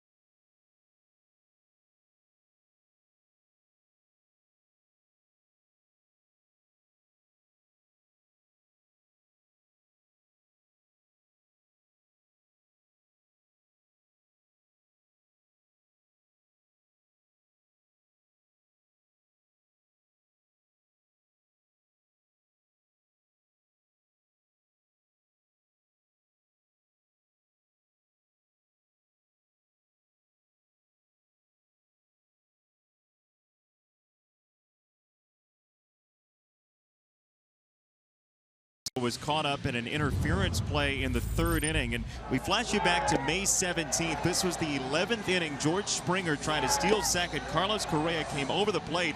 Avila did not get the interference call that night and said it was because he didn't make contact. Here in the 3rd inning, he does make contact with Morales. Kane is called out at second base on the interference double play, and that's learning over the course of just a couple weeks for Alex Avila.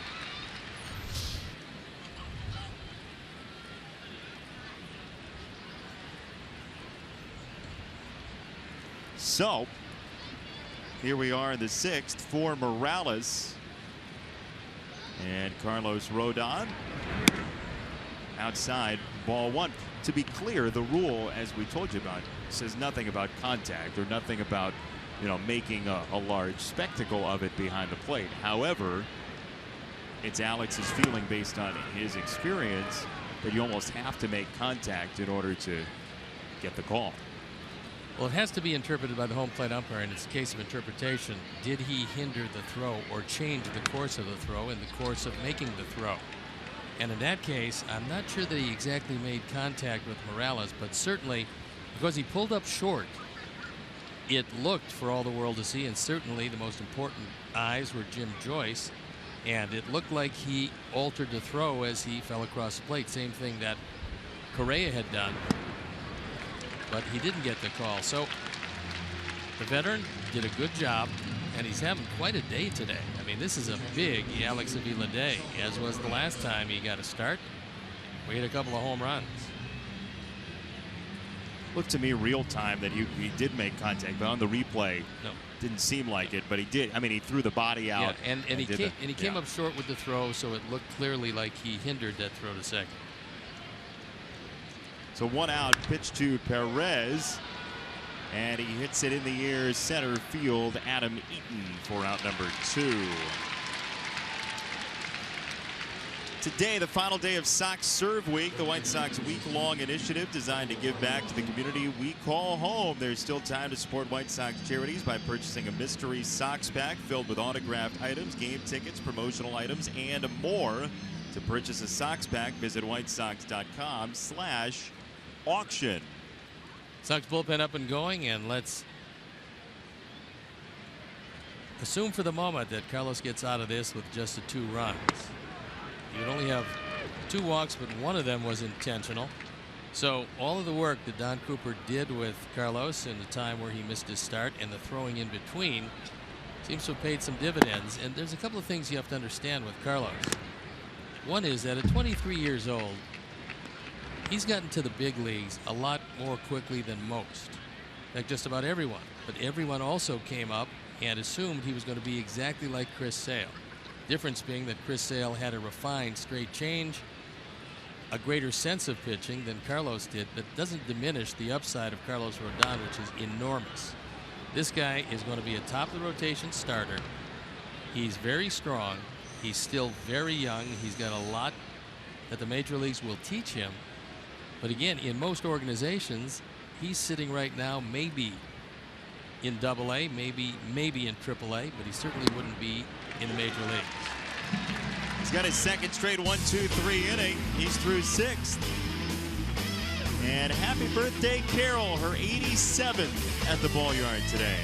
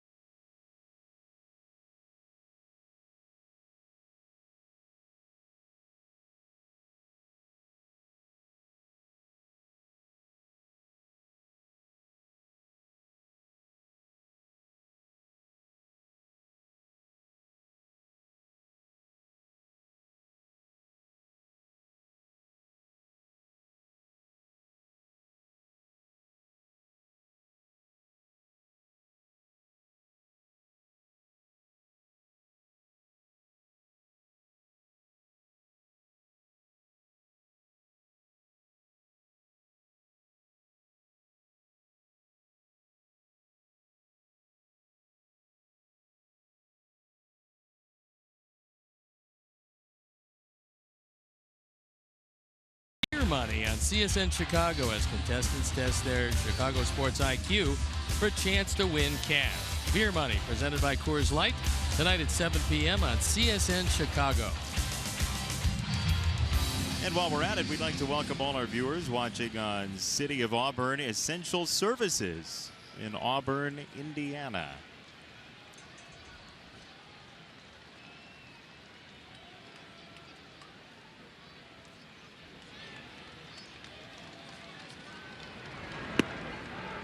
Ventura clips the outside corner to start Eaton, who's 0 for 2, and the Sox looking for some runs, trailing by a pair in the 6th.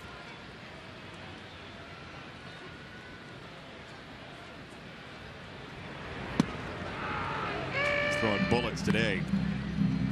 Yeah, he was very fortunate to get out of last inning, but he did get out of it, as she's getting a kick out of chicken tenders, it appears. Maybe some fries and some strikeouts. First couple are tasty. Yeah, not that one. Last one not too palatable. 8 strikeouts twice. Yeah, season high. 8 strikeouts for Ventura. Waffle fries go well with pancakes with faces on them. Waffle fries are good. Those chicken tenders look, to me, just a touch better. Pretty much any time you can fry anything, I'll take it, even a floor shine.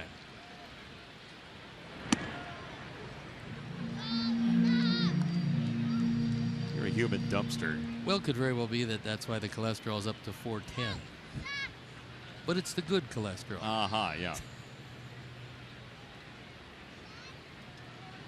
Abreu's bounced out twice. Both to the right side of the infield. Both early in count, so now he's up 2-0 on Ventura.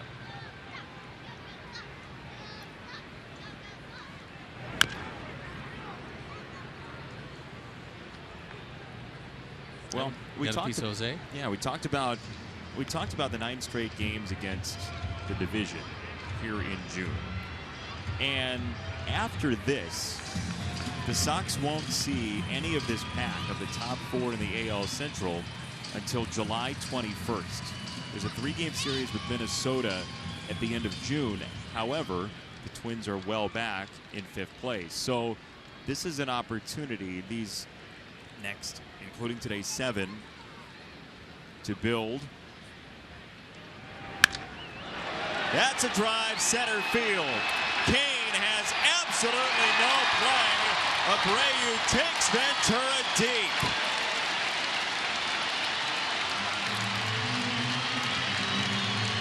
That's number 8. He's driven in 34, and that a no-doubter. So Ventura, who came in yielding 9 home runs in 66 innings, has been close to untouchable today, but that was a rocket. 4th home run replay. It's a fastball right down the middle, and we told you what happens with Jose is he lays off the inside pitch. Then he starts hitting line drives, and then he starts hitting the ball out of the park. We've seen the line drives in this series, and now we're taking a look at the long ball. The lead is 1 at 2-1 here in the 6th.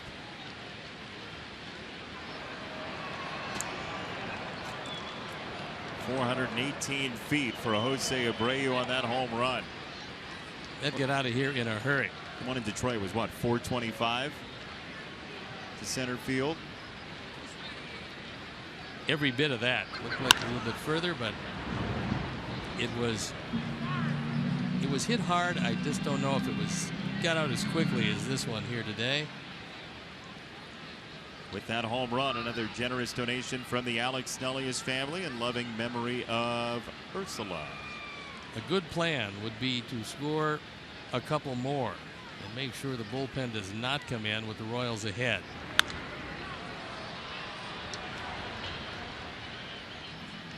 Well, we saw in the 7th, 8th, and 9th yesterday, Soria for 1, Herrera for 1, and Wade Davis in a non-save situation didn't have his A game. He gave up a run. Yep. Ventura against strikeout number 9. 2 down.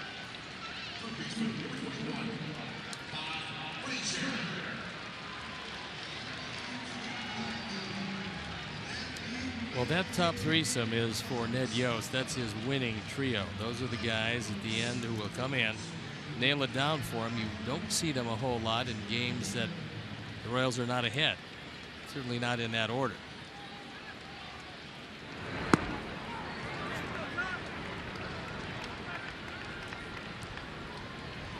Ball one to Frazier.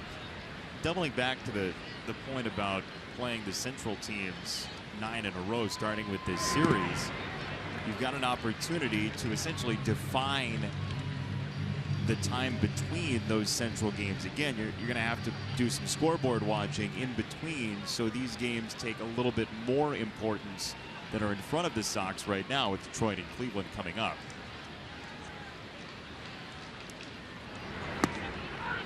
As much as a June series can be wholly and completely important. Yeah, it's not. Look, the June series is not a critical series. It's one you would certainly love to have.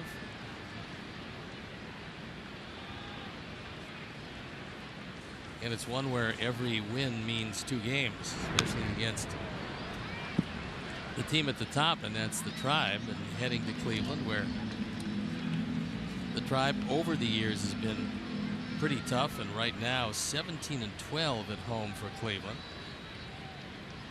Kansas City has been the best by far in the division at home, 19-7 at Kauffman Stadium. 2-2 to Frazier, and he strikes out swinging. Ventura strikes out the side for the second time this afternoon. His 5th career double-figure strikeout performance, but Abreu got him, zapped into center. 2-1 the score after 6.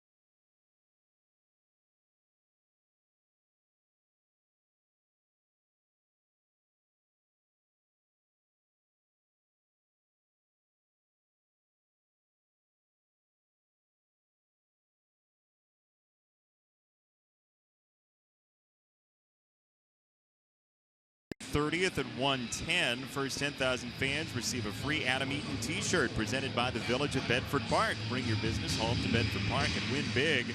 Purchase your tickets today visiting whitesox.com or call 866-SOX-GAME. Sticks and Stone today, where we quiz Steve on his own career. How'd you do against John Wathan? Well, Steve? Good question. Yeah, I was sitting looking at it, trying to figure out exactly in my memory banks where he was placed. I remember I certainly helped him go into scouting. That's nice of you. He was a good hitter. Yeah. Yeah. I would say that I thought I did pretty well against him, but I didn't do real well against too many of the Kansas Cities. They were awfully tough whenever I happened to run into them. Well, it's pretty good teams. You took care of UL Washington. We saw did, yesterday. but he was a different Kansas Cityan. Matt Albers is in for Carlos Rodon, and he feeds in strike 1. We'll take a look at the numbers, and on for the 28th time, no starts. ERA 4.44. Nice job by Carlos. Rodon went 6. Couple of runs, 7 hits, 2 walks, 1 intentional, 7 strikeouts. And all things considered, mission accomplished. He leaves trailing by a run. And he left with his 2 quietest innings being the most recent innings. He went 1-2-3 against Kansas City in the 5th and the 6th. And I think normally with his pitch count where it was, he probably would have been allowed to go another inning, but coming back from a pushed back start with a little bit of a neck issue, which was put to rest today. Albers gets a swinging strike 3 from Cuthbert, 1 down. And they figured, Don Cooper figured, along with Robin, that was enough, and good movement, especially late movement on that last fastball by Albers. So the bullpen continues to work.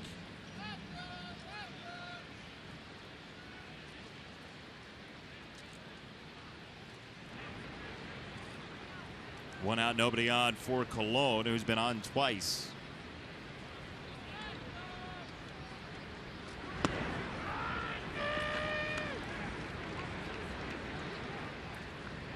Well, Christian Cologne has had a pretty impressive series. No power numbers, but 4 hits, a walk. He's 4 for 9.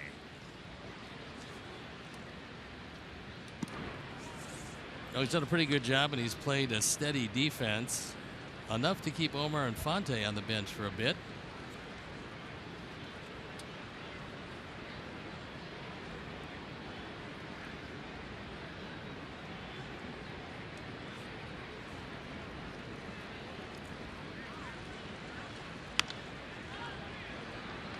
In the air, Laurie at second. Here's your answer to John Wathen, the Sticks and Stone luminary for today, the former Kansas City Royal. Let's see, how'd you do against John Wathen? Oh, he took you deep. Right, but that, that was windblown. I remember. You do? Oh, yeah. Well, Yeah, I was somewhat surprised. That's why I didn't walk him, but went out of the yard. Those windy days. You were about to tell a story, actually. We went to break. You About teased wind. us a story Yes. about wind. I do, and I will. We're going to do it with 2 outs again. I'm going to See wait. if we can get I'm it going in. to wait not to try to do it with 2 outs. Ah, those Notre Dame guys. Remember Rudy Kuchenberg by any chance? Kevin Hardy? I remember Rudy. Well, no, this is a different Rudy. This is gigantic Rudy. Why do you keep starting stories with 2 outs? Frazier to Abreu. That's 10 in a row retired by Sox pitching. Stretch time. Sox need a run to tie, 2 to take the lead.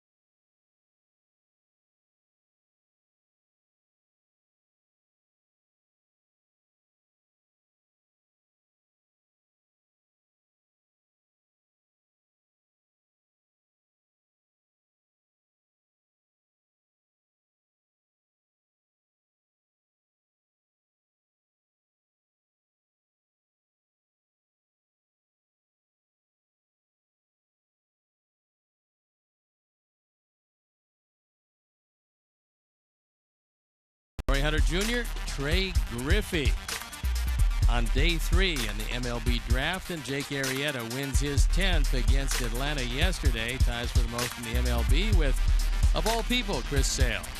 Steven Strasburg also in that pack as well. And don't forget, you can join the WhiteSox.com blacklist and enter the Sox 16 sweepstakes. You could win one of 16 weekly prizes or monthly prize packs, as well as an amazing grand prize at the end of the season.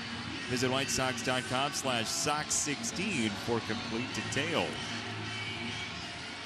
2-1 into the bottom of the 7th. Brett Lawrie, Alex Avila, Avi Garcia coming up against Giordano Ventura, who has thrown a minimum of pitches through 6 so far today. Still available for the 7th and maybe beyond. 79 total. Well, one of the reasons why he's still in is obviously he's thrown well, but also Soria pitched 2 games in a row, so you'd like to give him the day off, and you can still use Herrera, and Davis came in a non-safe situation, so they're available. He's at ball 2 against Lawrie, who struck out on 3 pitches in the 2nd and 4 pitches in the 4th.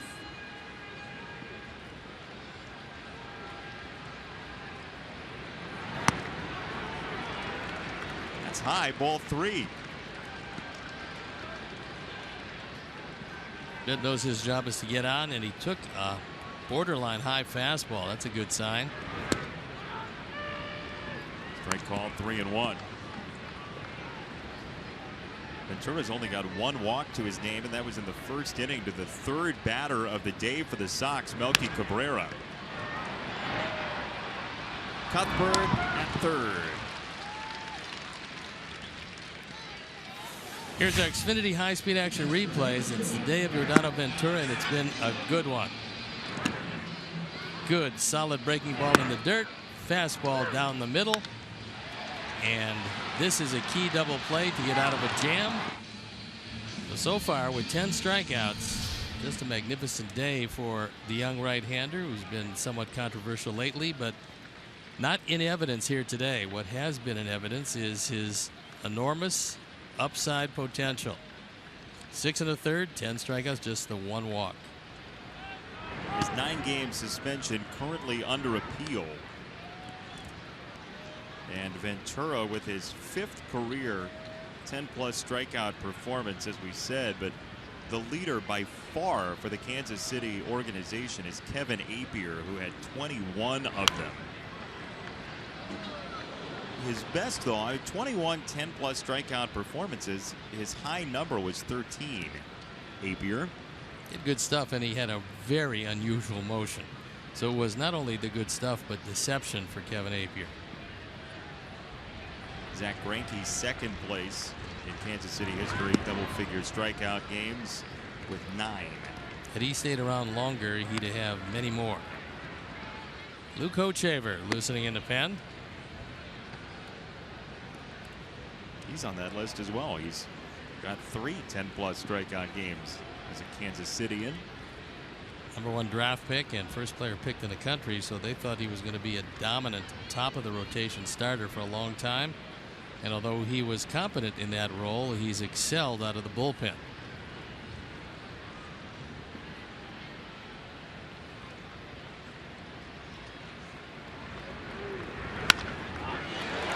Talk about locked in right now. Alex Avila with 2 homers in the series opener and 2 hits in the series finale.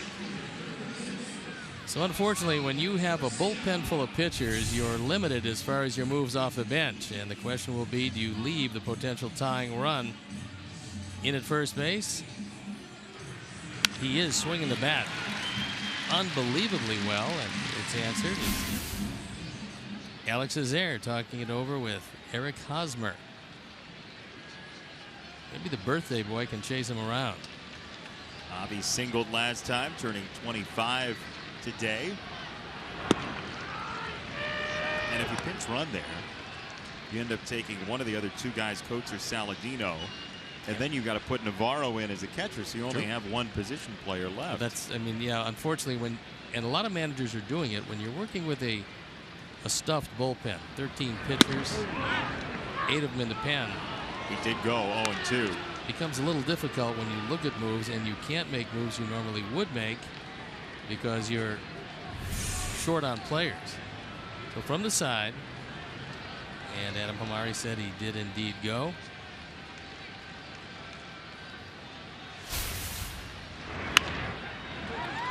Trouble. Worth 2. Double play ends the inning. Third double play for Ventura this afternoon. It's 2-1 Kansas City.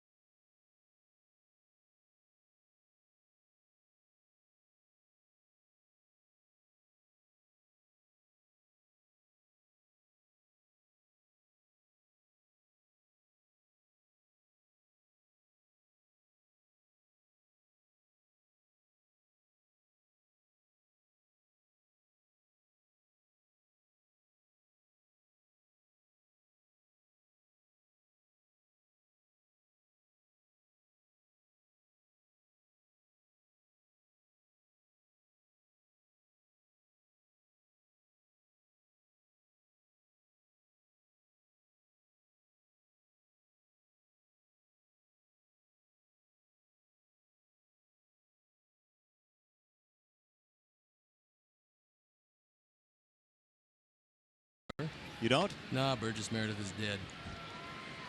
You went back there. Penguin. Well, you used Danny DeVito last time. There's been a few Penguins over the course of the Batman series. Yeah. Sale will be on the mound again, weather permitting. If you don't see us out there, weather has not permitted. The K Zone will be in our booth on Wednesday. You can all come up here. Security permitting. Escobar leads it off in the 8th. And takes ball 1. So you've tried to get the story about a wind-blown game in twice now, and I backed you into a corner twice. So why don't you go ahead? So Notre Dame's in town with a gigantic baseball team comprised of a lot of players. Doubleheader schedule. Fly ball for Escobar. Eaton moseys underneath, 1 down.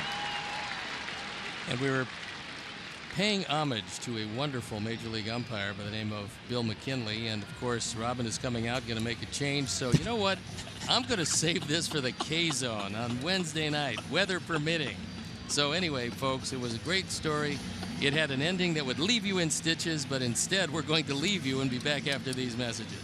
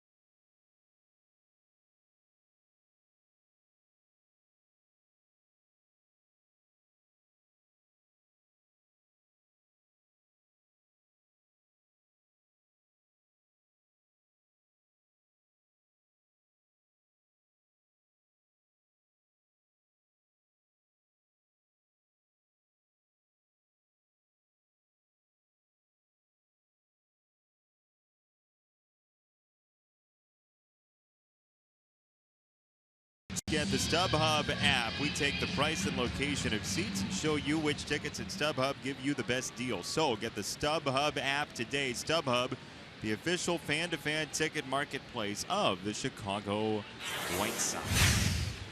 Our Hyundai call to the pen. And there it is, Zach Duke on for the 34th time. Major League leader in appearances, Zach Duke, faces Hosmer, the lefty, who's 0 for 3 today. 0 for 4 yesterday, and he's had just one of those out of the infield, and that almost sailed out of the park in the 5th. Ball's not carrying quite as well today as it did the last couple of days in the steamy June heat.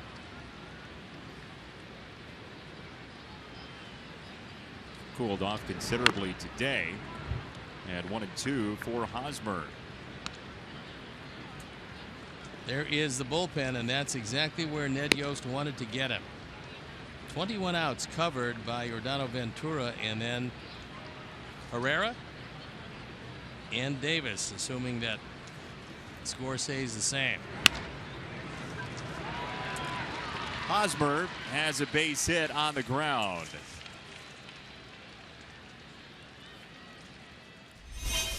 Time now for our White Sox upcoming schedule, brought to you by Travel Wisconsin. You can plan your fun today at travelwisconsin.com. And there it is. The Tigers come to town starting tomorrow. Then the Indians on the road and Boston on the road. That's the upcoming schedule. And you got any stories you want to tell real quick? Yeah, I was going to tell that Notre Dame story, but unfortunately time constraints have stopped that. So Putnam in, Duke out. We'll step out, be back after these.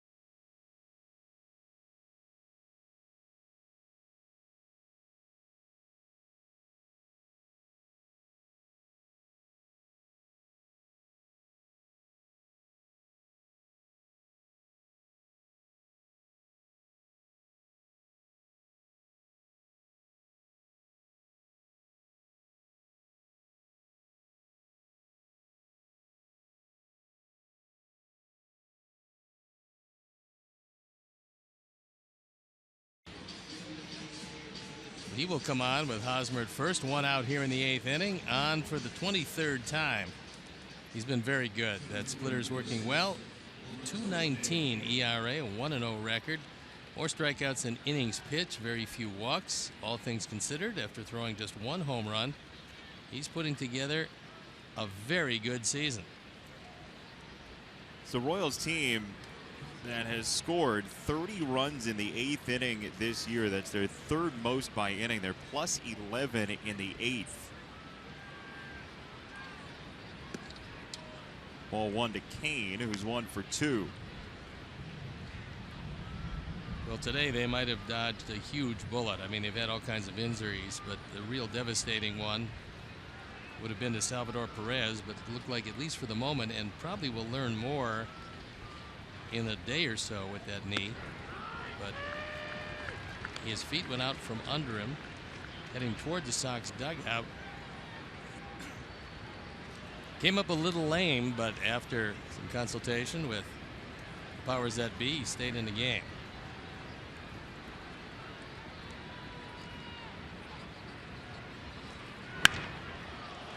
Center field deep. Eaton has room on the warning track.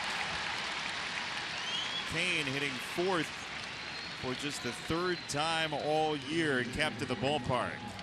I think Lorenzo Cain thought that ball was gone, and the last couple of days it probably would have been, but with the temperatures in the high 60s, low 70s, the ball is not quite as lively today, and he felt he got it, but no help from the wind and no jump from the climates. Yeah, off the bat, it sounded like it was really well hit. He hit it pretty good. Shift is on for Morales, who singled home a run in the first inning.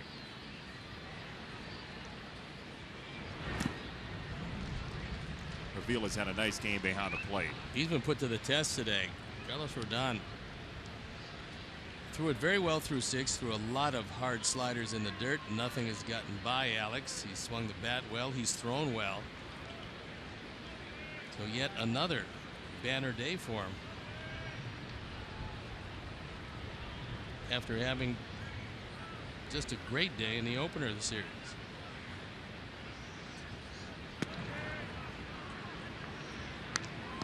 Sox in the home eighth will have Shuck, Anderson, and Eaton coming up, likely to face Herrera.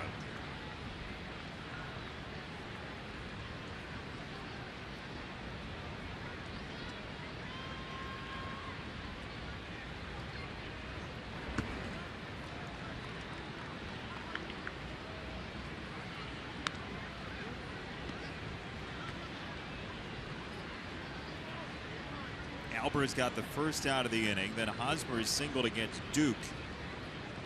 Kane the fly out against Putnam. And Morales with 2 down, 1 on. And a huge hole down the left field line for Morales. Ball 3.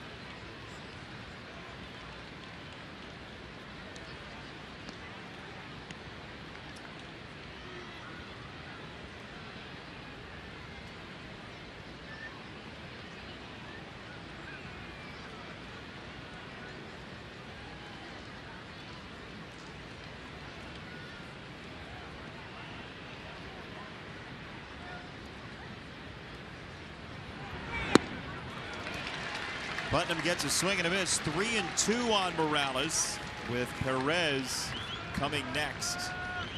Hendricks does not walk a great deal, and from the left side it has not been a good year.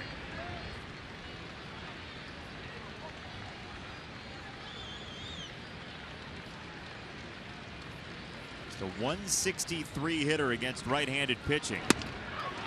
And he takes strike 3. Putnam outdoes Morales to finish off the top of the 8th. Sox on the comeback trail, down a run.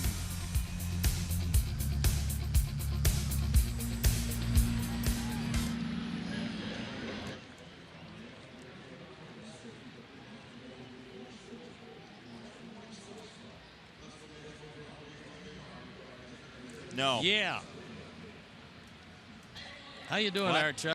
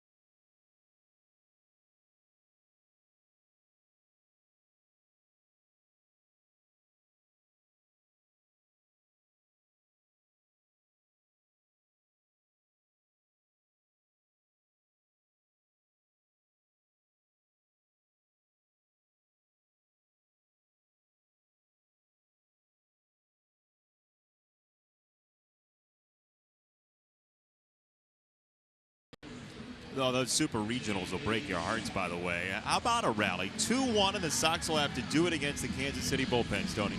Yeah. Pretty small lead, but pretty good bullpen. Kelvin Herrera comes on for the 31st time. His ERA 1.55. 36 strikeouts, his 5 walks in 29 innings. He's got a very good straight change, which is around 89-90. He's got a fastball that's in the upper 90s and a pretty good slider to go with everything else. He had 15 straight scoreless appearances to start the season. It's the 4th longest in franchise history to start a year, and he will go against Shuck, Anderson, and Eaton for the Sox here in inning number 8.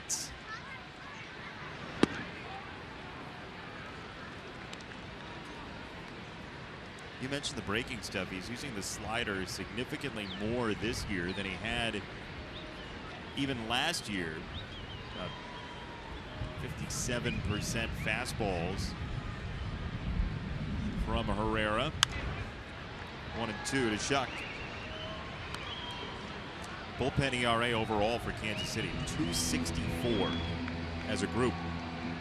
It's been awfully strong. They just have not had a lot of leads recently. But when they get one, they just don't cough it up all that much.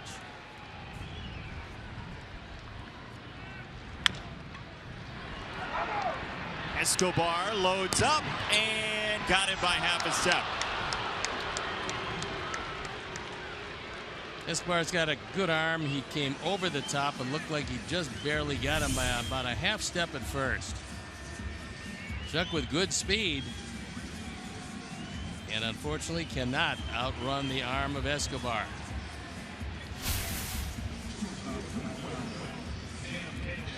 No challenge coming here. That is a clear out. Shuck retired, and Tim Anderson is the tying run. He is 2 for 8 in his major league career.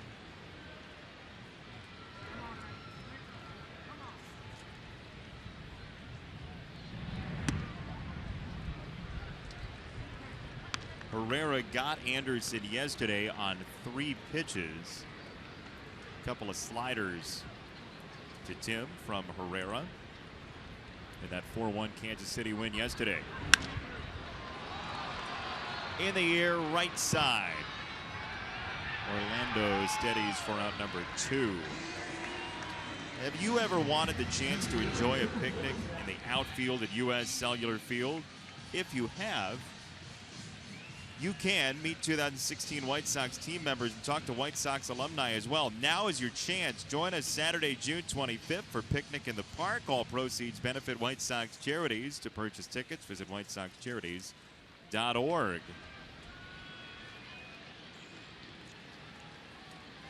Two down. Adam Eaton. Ball 1.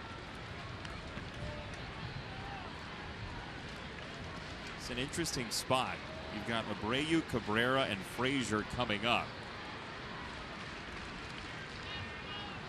If Eaton gets on, that litany of hitters would have to go with 2 out.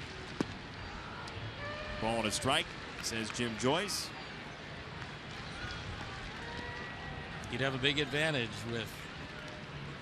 without Davis in there and with Jose swinging it pretty well. Going to have to wait until the 9th. Merrifield. 1-2-3 inning for Herrera in the 8th. 2-1 Kansas City. Going to the 9th.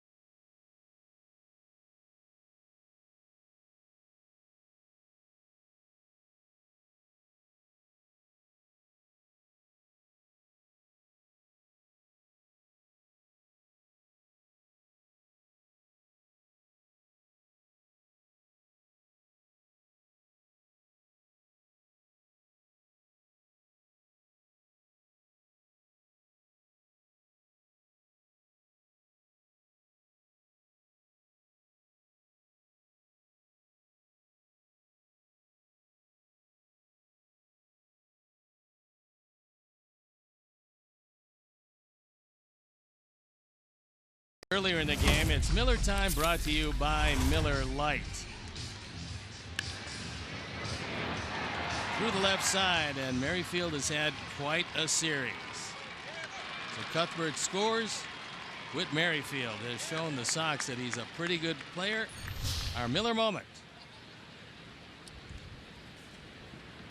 A good sign for Royals fans is that Perez is still in the game after what looked to be a scary possible injury earlier on.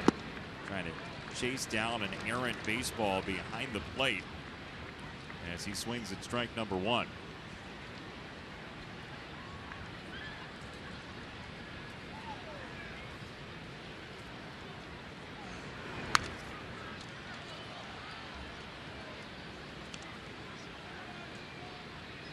Two strikes from Putnam to Perez. Zach came on for a flyout and a strikeout in the eighth. Third pitcher out of the pen for Robin Ventura's Sox today.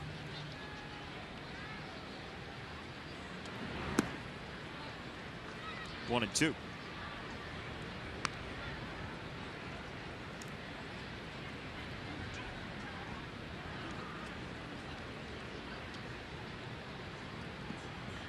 Sox came in at 10-13 against the Central. This is game 3 of 9 in a row against the division. That ball is crushed to left field and fair and gone.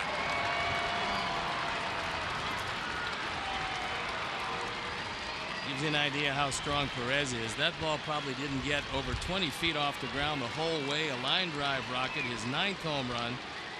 27th driven in, and apparently that leg of no consequence as he drilled that ball. Our forward home run replay. Kansas City has broken out the long ball in this series, though not today, and that one not affected by the conditions because it's a line drive rocket caught in the pen, but unfortunately not in the field of play.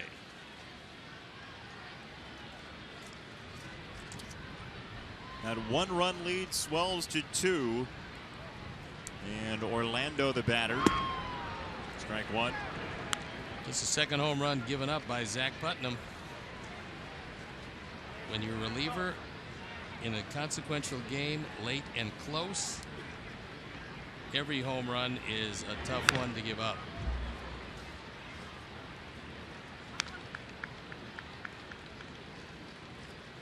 Came on a 1-2 splitter from Putnam.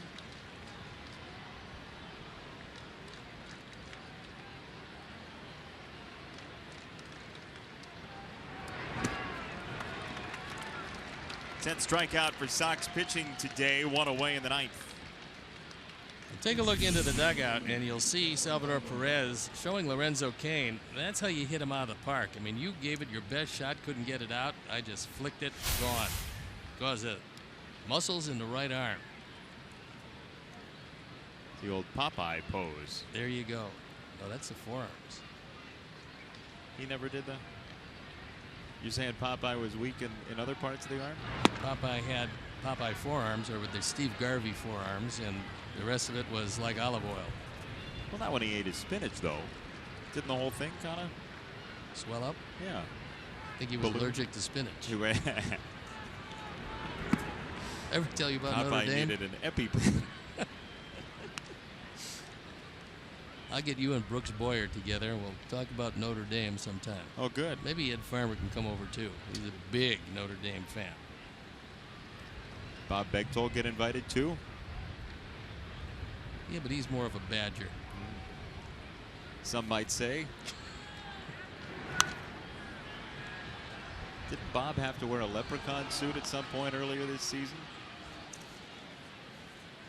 I think there was a bet. I'm not sure. Was that this year? I think it was earlier this year. Time's moving so quickly. This 2018 season has gone by fast, hasn't it? 2-1. Now 2-2 on Cuthbert.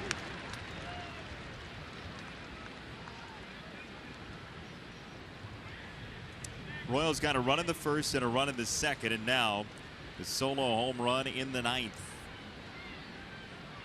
Sox trying to avoid falling under 500 for just the second time this year. Check swing, no dice, 3-2.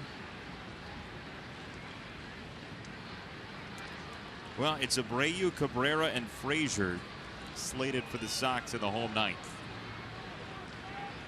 A little more work to be done with a 2-run lead and Wade Davis.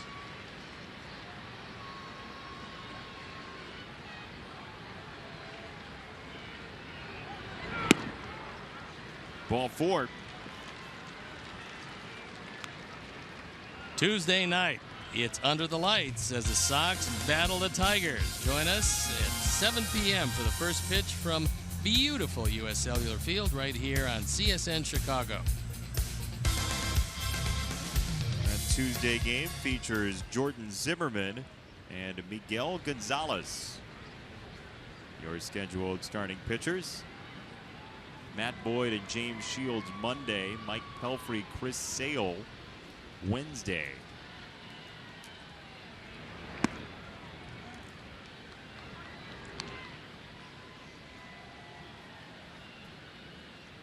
Tigers are leading the Yankees right now 4-0 in the top of the 8th in the Bronx. Cleveland's up 5-0 on the Angels in the 4th.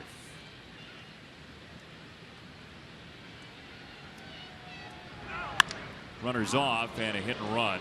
Rusty Kuntz almost got an ear burger.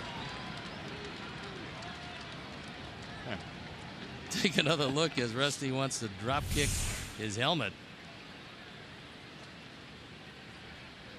Yeah, he's out of the way and fortunately did not get hit. However, managed to duck as that ball was 10 feet by him. Rusty, a terrific coach, just a great guy, been around a long time because he's able to avoid line drives at his head. Very agile young man over at first. 2-1 on Colon, who got a whiff of that Putnam pitch.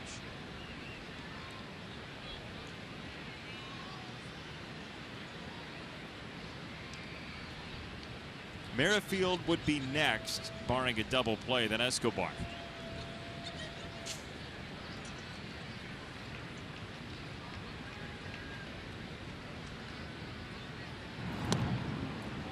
Check on Cuthbert. Sox lone run came across in the 6th. Jose Abreu a solo homer.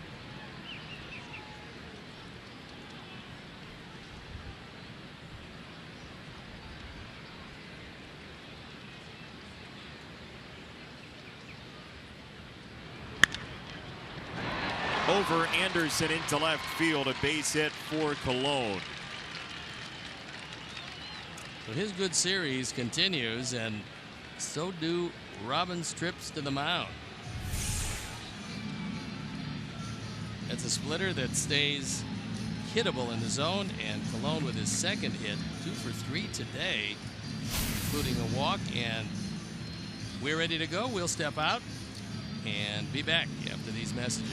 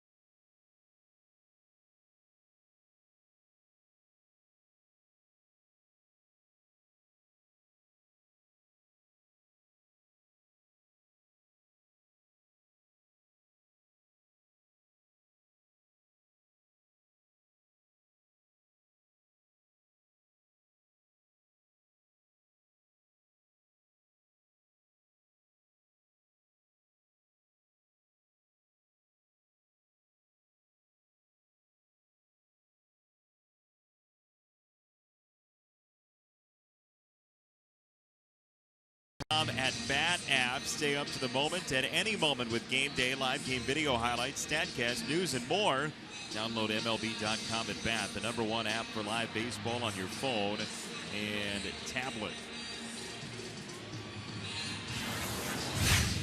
Our Hyundai called to the pen. On for the second time in his major league career, Tyler Danish. The first time we saw him, he had some problems getting the ball over the plate. We'll see if he's able to do that here today. He does inherit some problems. The one problem is you've got Wade Davis loosening in the pen. The other problem is you've got 2 on and only 1 out. Cuthbert at second. Colon at first for Merrifield, who's 2 for 4 today. Danish called up from AA Birmingham.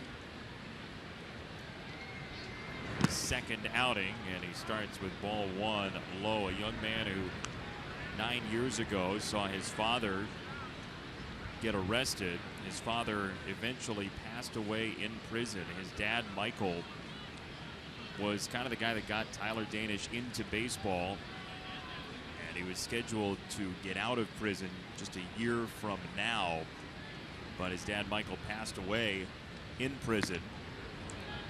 Inside, 2 balls and no strikes, and had a tough childhood, but was drafted high by the White Sox. Has pitched very well in the minor leagues. Good to see him getting his major league debut out of the way yesterday, and game number 2 right after.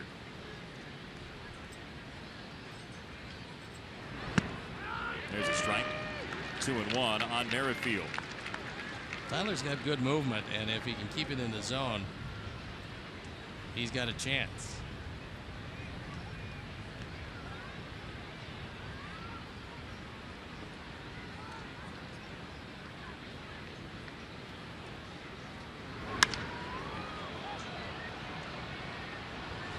Right field and foul.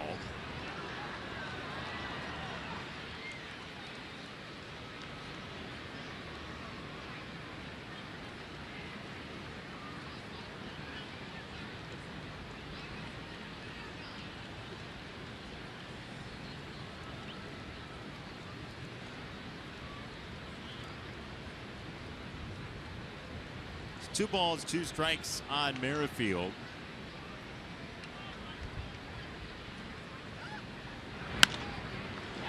Anderson can't flag it down. Base hit for Merrifield.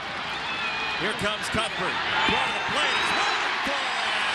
Down he goes. J.B. Shuck throws him out.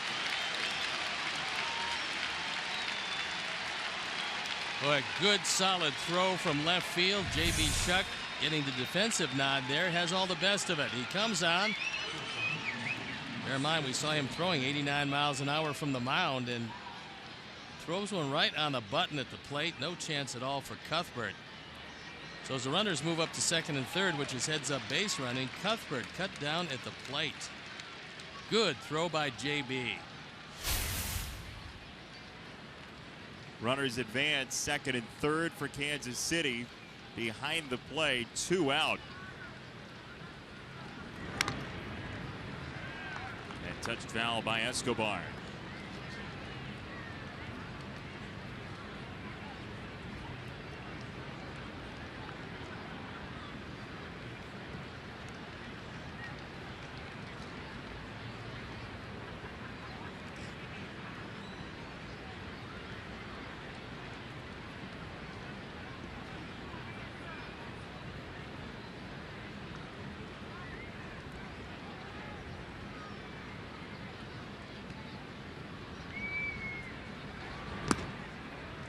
Tyler Danish goes 1 ball, 1 strike on Escobar, who's 0 for 3. Matt Perk loosening in the pen.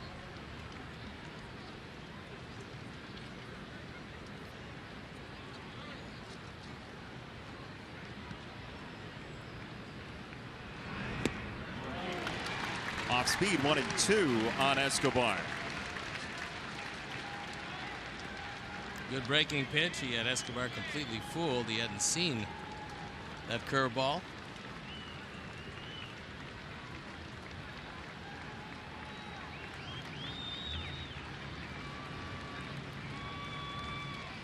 Second and third, 2 down. Ninth inning, Danish goes with a slider, 2-2.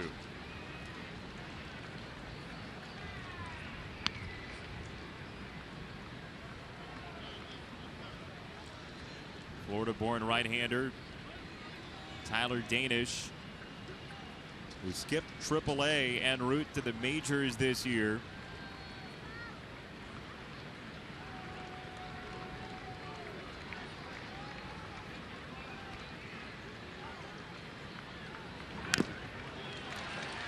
Fouled off.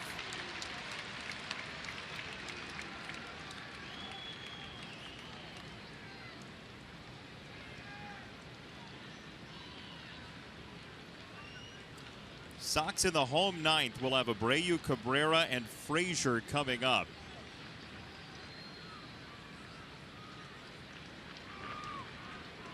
Trying to keep it a 2-run game after the home run from Perez in the ninth. Eaton driven back, squares it up for out number 3. Royals get one, no more damage done thanks to Shuck's throw. 3-1 Royals after 8.5.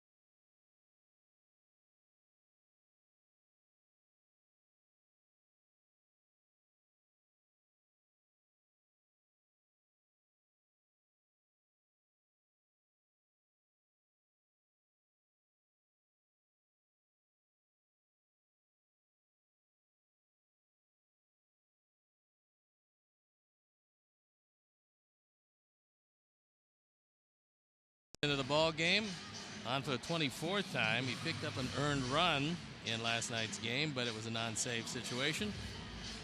16 for 17, ERA 1.21, 23 strikeouts in 22 and a third innings, and Jared Dyson takes over in left field. So we got a little defense and an overwhelming closer. In the 6th inning, Jose drilled one to center field, and with that first White Sox run, E-Quick Lending has donated $100 to the Pat Tillman Foundation, supporting military veterans and their families.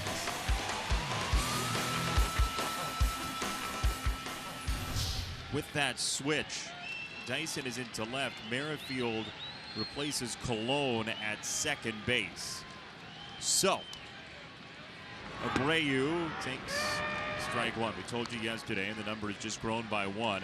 Last 169 games for Wade Davis. He's allowed multiple runs 3 times. Well, he's really struggled, hasn't he? Oh.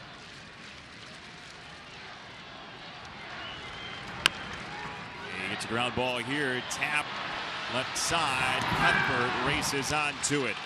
One of the things we've seen from Cuthbert is not only a steady third baseman, but a guy with a very strong arm. He's also been accurate as he charges this one. This is always a big play because you don't bring the tying run to the plate, and he gets him by a full stride.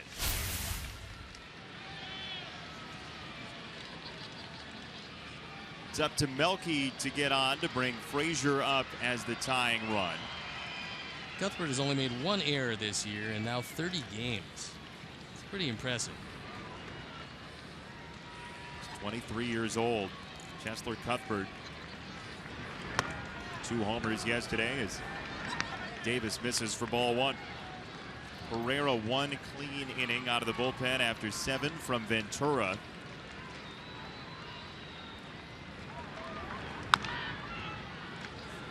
Into the Royal dugout. Some pinball from Melky with his former teammates. 1 ball, 1 strike. What we saw today from Yordano Ventura is what he can do when he keeps his emotions harnessed, because he threw unbelievably well. 10 strikeouts, it's a 1 run on 5 hits, and he had control of everything today.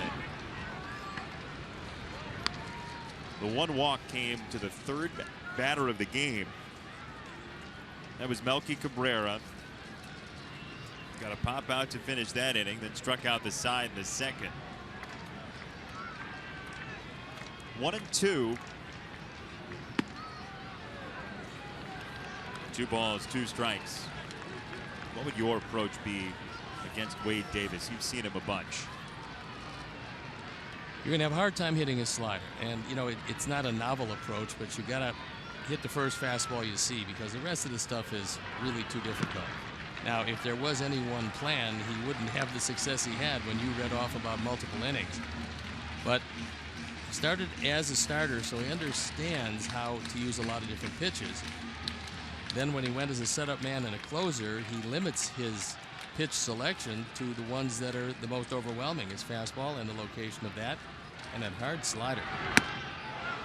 He went around on what could have been ball 4. Strike 3, 2 away.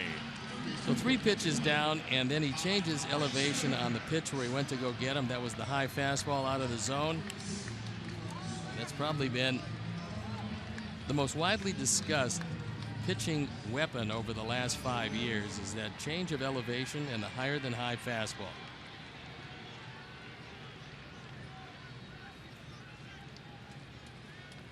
So the guy who led the league in ERA last year, Wade Davis, has 2 out and strike 1 on Frazier. Todd reached on a wild pitch in the 4th off a strikeout from Ventura. Series on the line. Each team has won once.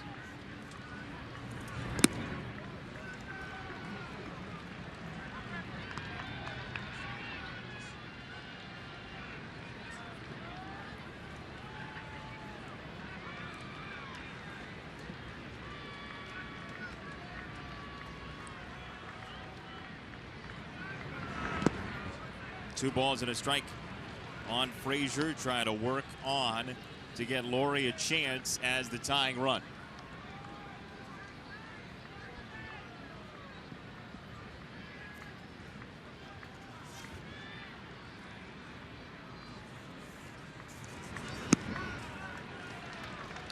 This has been the one thing about Wade Davis this year, probably unlike the other years, is his control has not been as pinpoint this year as we've seen at other times.